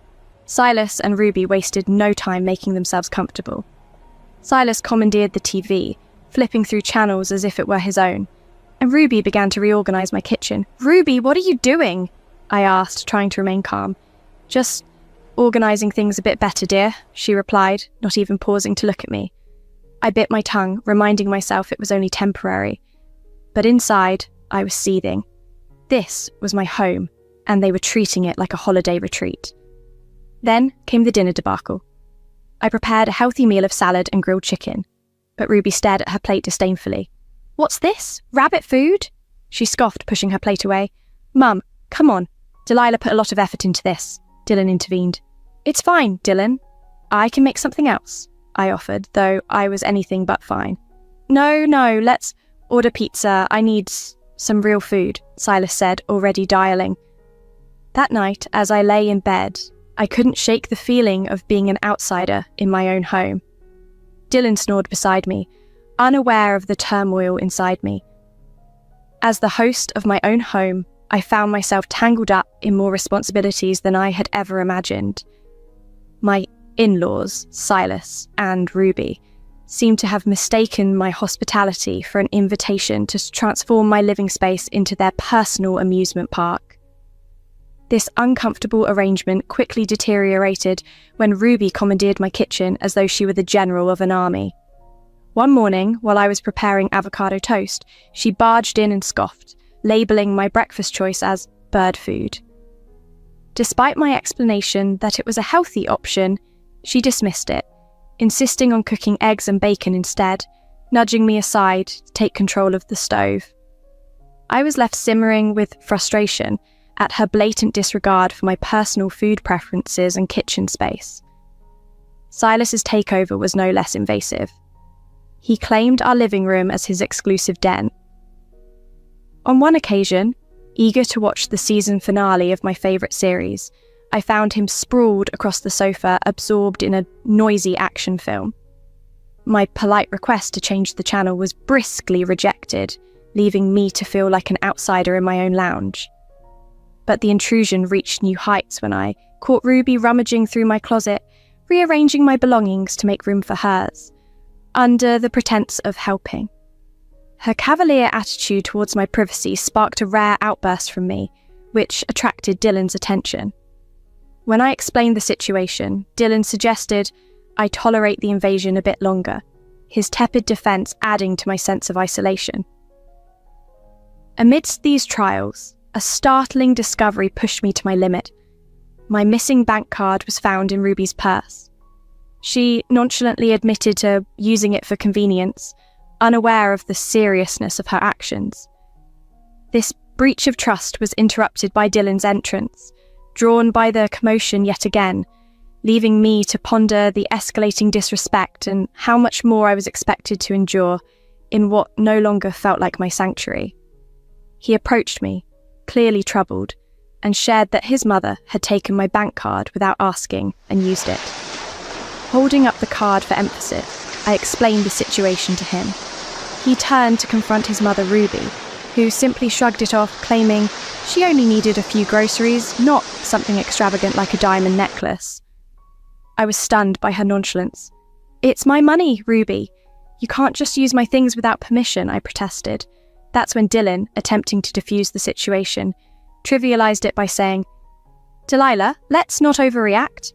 You benefit from my income too, so it's not a big deal if my mom borrows from it occasionally." His words felt like a betrayal. "Your money? It's our money, Dylan, and it's about our trust and respect in this marriage," but I replied, shocked by his indifference. He dismissed the situation with a careless shrug. "It's not a big deal. She'll pay you back." The atmosphere at home grew tense over the following weeks. One evening at dinner, I finally brought up the lingering question of his parents' living arrangements. "So, when do you three plan to move back to your apartment?" I asked Silas and Ruby casually. They laughed off the suggestion. "Move back? Why would we?" Ruby replied, sharing a knowing glance with Dylan. Silas chimed in, saying it was unnecessary to spend money on rent when they could simply stay here. Dylan avoided my gaze as he justified their decision, claiming it made no sense financially to rent another place. I felt a deep sense of loss. My sanctuary, my home, was being overtaken by his decisions. Things escalated when I went for a jog to clear my head and ended up tripping and severely hurting myself. I hobbled back in agony, only to find Dylan and his parents nonchalantly sitting in the living room. "Dylan, I think I've broken my leg. I need to go to the hospital," I managed, trying to suppress my pain. Dylan looked up, clearly annoyed. "What now, Delilah? Can't you see we're busy?" Ruby accused me of being dramatic, suggesting it was just a sprain. Silas scoffed, saying at my age I shouldn't be running around like a teenager, and that this was what I deserved. Anguished and feeling utterly unsupported, I insisted on needing help, despite their dismissive attitudes.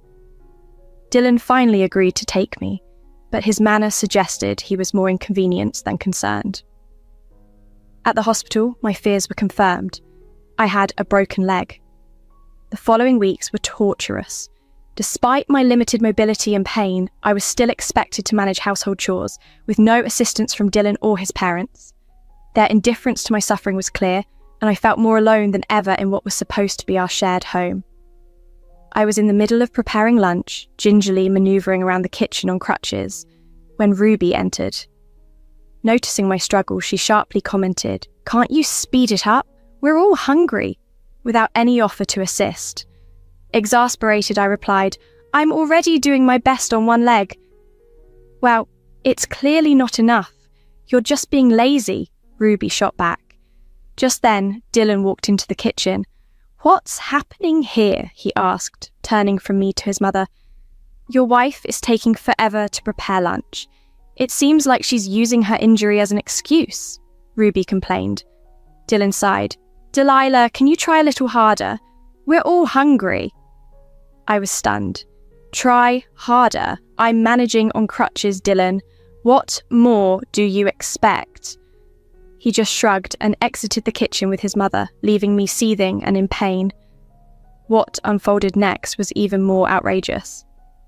Several weeks post-injury, Ruby and Silas decided to announce they were hosting Thanksgiving at our house, inviting all their relatives.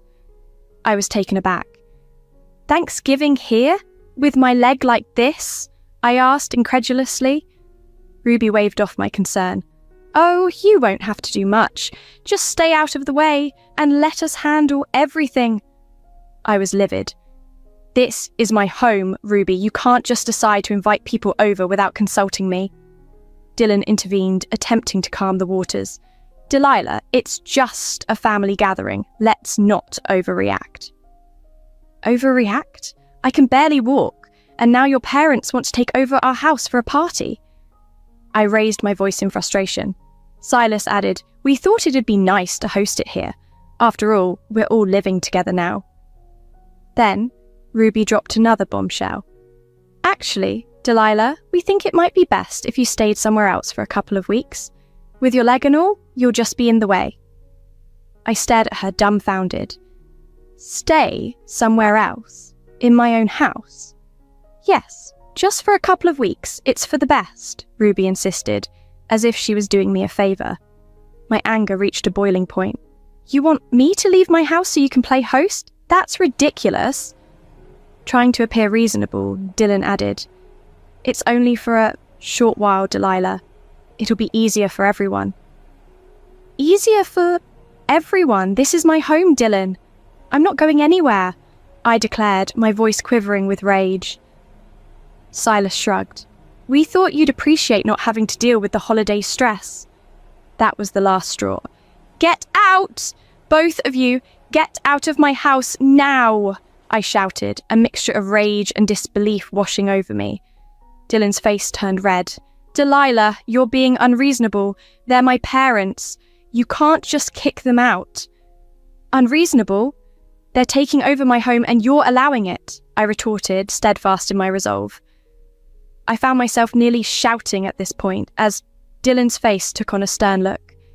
"If you can't show respect for my parents, perhaps it's time we questioned whether we should be together." "Do you want a divorce?" he asked, his tone icy. I met his gaze defiantly, adrenaline coursing through me. Without saying another word, I strode over to my desk, opened a drawer, and retrieved a set of documents I had prepared for a situation just like this. "What are these?" Dylan's voice shook as he took the papers from my hand. "Divorce papers. I've had them ready for quite some time," I replied, my voice unwavering. He looked from the papers to me and back again. "You're serious? You'd actually go through with this?" "Yes, I am.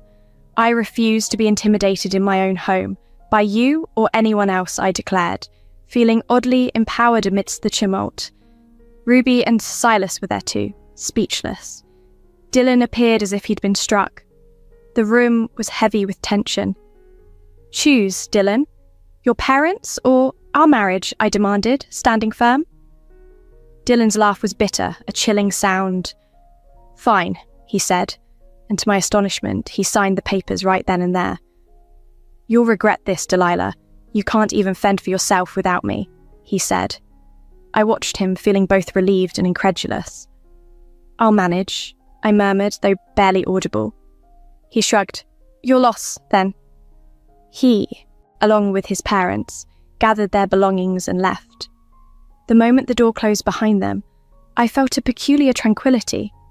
Yes, I was alone, but it was far preferable to the endless strain and disrespect. The first thing I did was change the locks. It felt as though I was securing my own sanctuary. Thanksgiving arrived sooner than I anticipated. Still adapting to my new solitude and finding solace in the quiet, I was startled by a knock at the door. Opening it, I was met by Dylan, his parents, and a group of their relatives all ready to celebrate. "What are you doing here?" I asked, astonished. "We're here for Thanksgiving, Delilah. Did you really think we wouldn't come?" Dylan said smugly. I was flabbergasted by their nerve. "You're not welcome here anymore, Dylan.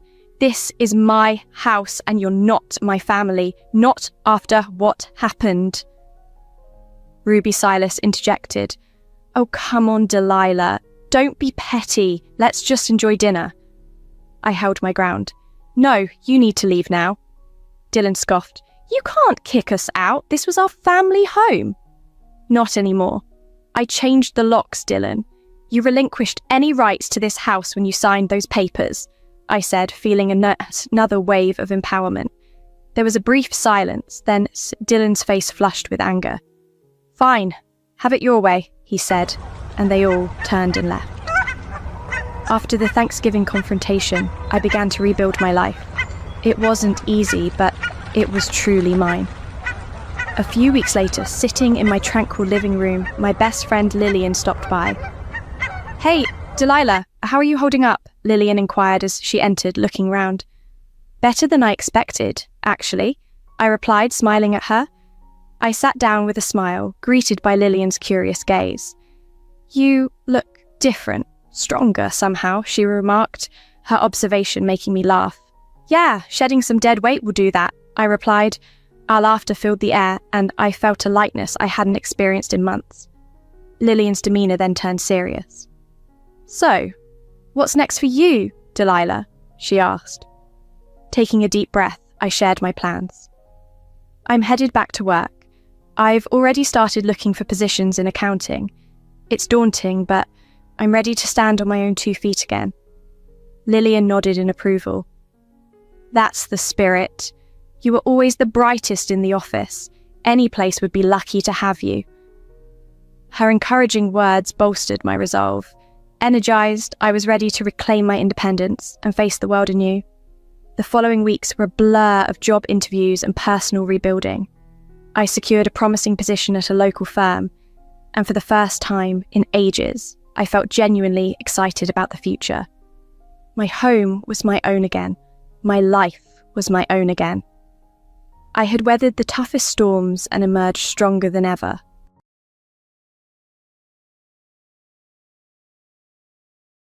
My husband, William, and I were looking forward to a Thanksgiving dinner hosted by my brother, John. Despite a strained relationship due to my brother's disapproval of William, I hoped this gathering might mend fences.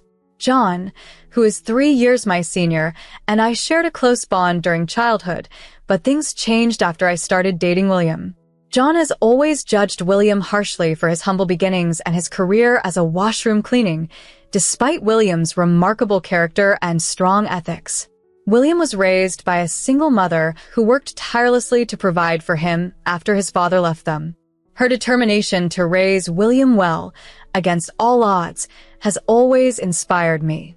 William's journey from these challenging circumstances to becoming a college graduate and a supportive son is a testament to his resilience and strength. In contrast, although John and I grew up in a more privileged environment with lawyer parents, I've always felt that William's achievements, born from real adversity were truly commendable. Unfortunately, my brother's prejudices came to a head this Thanksgiving. Upon our arrival, John shockingly demanded that I send William home, claiming he didn't belong in our family. This was both hurtful and embarrassing. My parents have never shared John's disdain and have accepted William warmly. However, John's inability to see past his biases has often led to tension and discomfort during family gatherings. In the past, John has occasionally recognized his mistakes and apologized, and I've forgiven him, hoping for a change. But the cycle of acceptance and rejection kept repeating, especially after our engagement and subsequent marriage, which he visibly disapproved of. This Thanksgiving incident, however, has deeply affected me. It's made me question if reconciliation is possible when fundamental respect and acceptance are absent. Hosting the dinner this year was significant for John, particularly because his wife is pregnant and he wanted to take on the responsibility. While I appreciate his culinary skills and his reasons for hosting, the joy of the occasion was overshadowed by his unwelcoming attitude towards William. I am now at a crossroads, struggling with the painful realization that my brother might never truly accept my husband. This situation has forced me to reconsider the dynamics of my relationship with John, as it's difficult to envision moving forward without mutual respect and understanding within the family. He had warmly invited both William and myself, and he made it a point that William's presence was particularly important. This gesture made us hopeful that he was opening up to giving William a fair chance, so we eagerly accepted his invitation. Completely unaware of the impending awkward situation, we arrived only for John to meet us at the door. He welcomed me inside but informed William that he had to return home. Naturally, we were perplexed and shocked. John then explained that there had been a last-minute change in their plans. Originally, it was supposed to be just his family attending, but they had decided to include his wife's extended family as well. His wife, expecting a child, wished to see her relatives who lived in the suburbs and didn't visit often. This Thanksgiving was turning into a big family reunion. The only hiccup was his wife's family, apart from her parents, were rather elitist, traits that my sister-in-law seemed to have inherited. I had never understood this snobbery until I met her entire family at their wedding. They all carried a sense of pride from their affluent business background. At the doorstep, John candidly mentioned that having William around could lead to uncomfortable questions from his wife's family and potentially embarrass him. To avoid this, he suggested William should leave. I was furious. Unable to hold back my anger, I confronted John right there. It was clear he was using this as an excuse to slight William deliberately. If he had truly intended only to invite his wife's family, he could have informed us earlier rather than having us travel all the way just to dismiss William at the door. I accused John of deliberately insulting my husband through this calculated exclusion and told him he lacked decency, a remark I knew would strike a chord.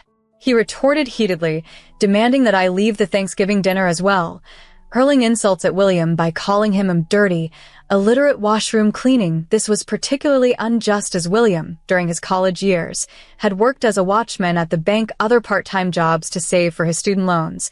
A commendable effort, not a point of shame.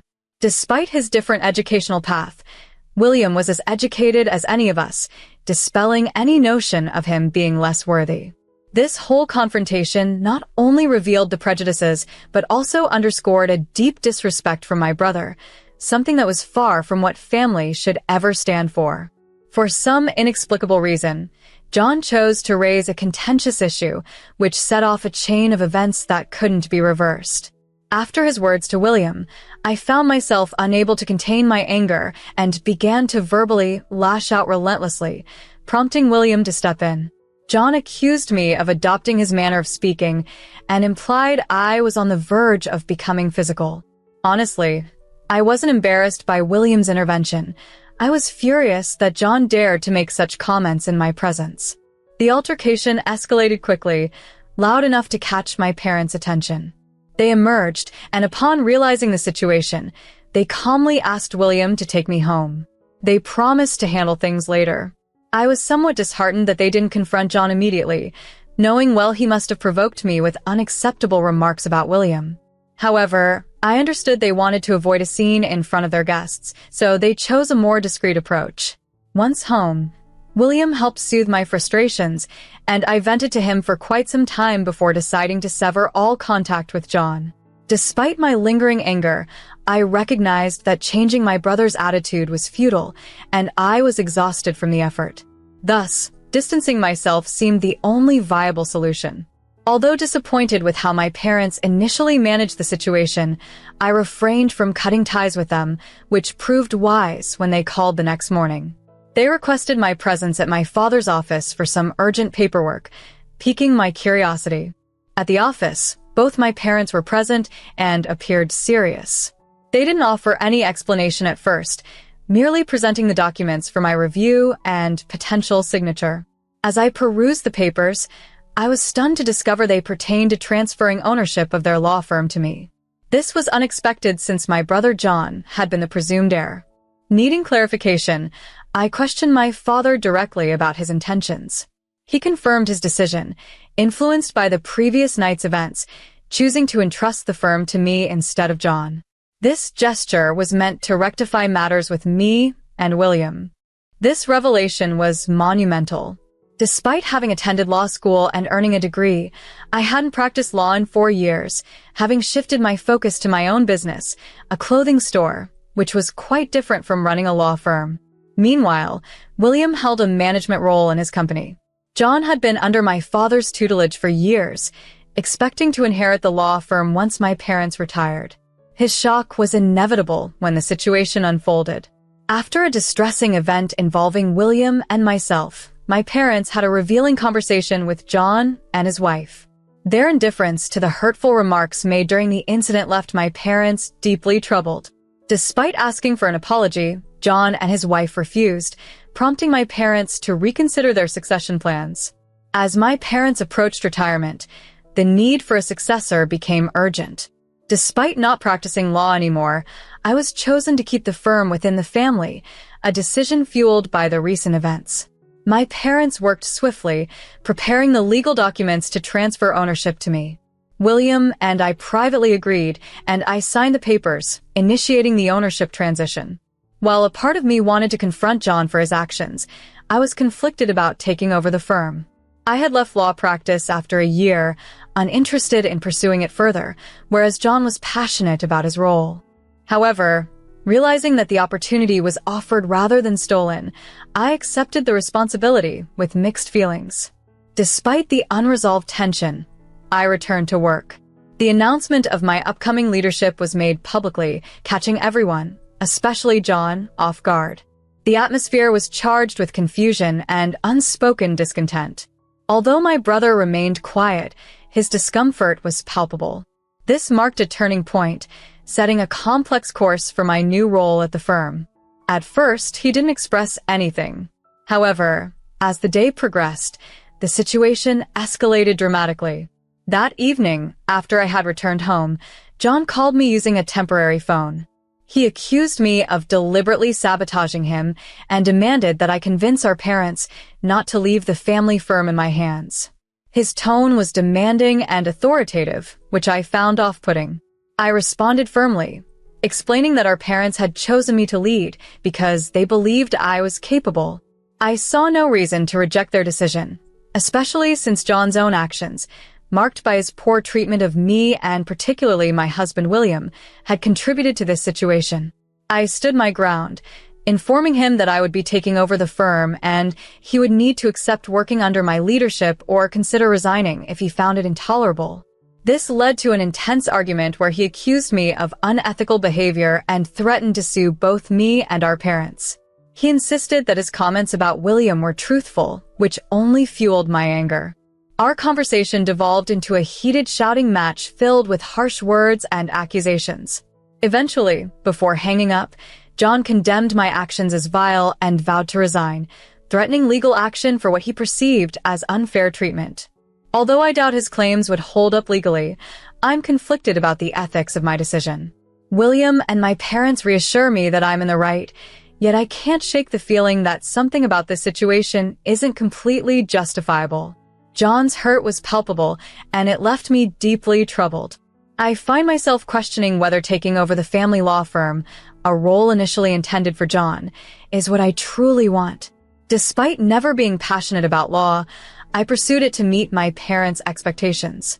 My true passion lies in baking, a potential career path I once dismissed but now cherish. If I assume leadership of the firm, it would mean setting aside my baking business due to time constraints, a sacrifice I'm increasingly reluctant to make. This dilemma has left me feeling uneasy about the path I'm on and the decisions I face regarding my future and the family business. For the past few years, I've been pouring my heart into building my own clothing store from the ground up. It's not as financially successful as my parents' law firm, but it's what truly makes me happy. Recently, however, I faced a tough decision that could have forced me to abandon my clothing store to manage the family business, mainly to prevent my brother John from taking over. Discussing this with my friend William, he reassured me that I wasn't obligated to step back into the law firm if my heart wasn't in it. He advised that a simple conversation with my parents could halt the transition process. Although I'm relieved I can continue with my clothing store, part of me is still troubled by the idea of John inheriting the firm. My parents have always been clear about keeping the firm in the family, which feels a bit nepotistic, but it's their wish. Struggling with these emotions, I've kept silent about my true feelings for my parents. The thought of taking over the law firm just to spite John feels petty, almost as petty as letting him take over without a fight. William understands my conflict, noting that this strained relationship with my brother seems irreparable. John has never apologized for our issues, and I doubt his sincerity if he ever does. Despite these complexities, I recently decided to address the situation head-on. It's been over a week since Thanksgiving, and enough time had passed for me to muster the courage to speak up. So, I invited my parents over for dinner and, with William's support, I expressed my true feelings. Initially, they were upset, especially since I had recently signed some legal documents. They lectured me on indecisiveness, which, although tough, was somewhat warranted.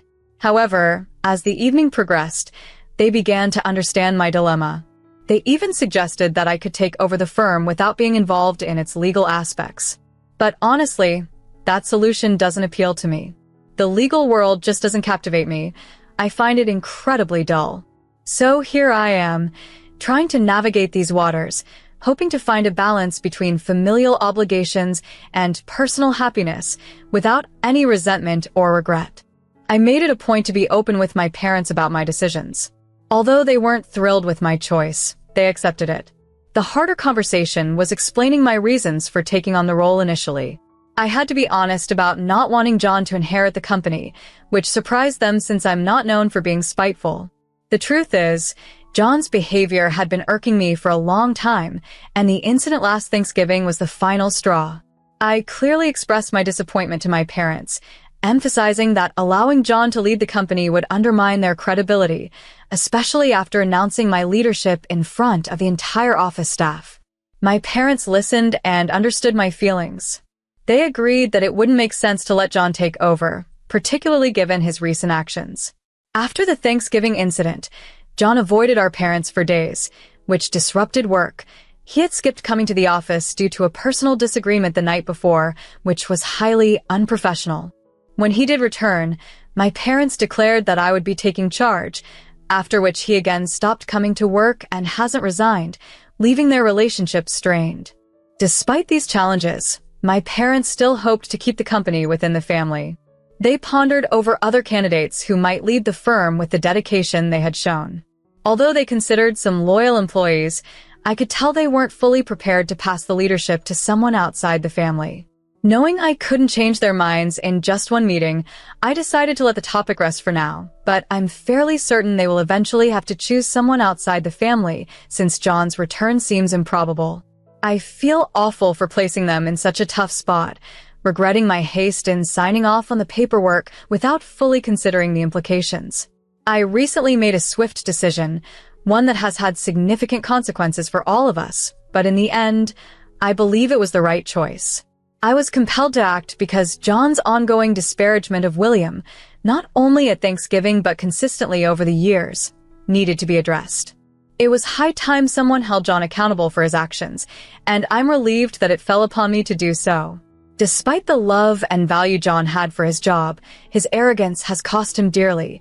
He's on the verge of losing his position and has yet to offer an apology to William or me. At this point, I no longer desire one. My parents have decided to appoint a new successor at the firm.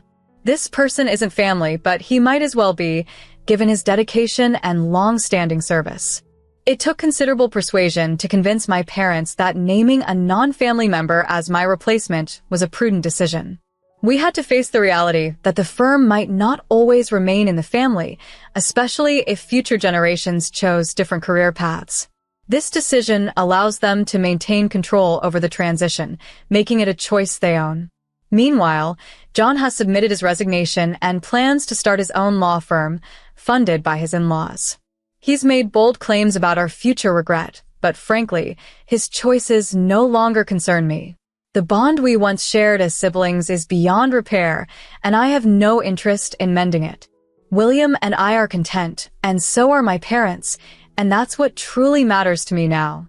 There are moments when I reminisce about our childhood closeness, but those feelings are fleeting. I remember how John has treated William and the stark change in his character from the brother who was once my closest ally. William is now my main priority, and I stand firmly by those who respect him. This principle extends even to my family. While it's saddening to see how things have unfolded, I harbor no regrets about my actions. Some might label me petty or vengeful, but I know that I am simply striving to be a supportive partner.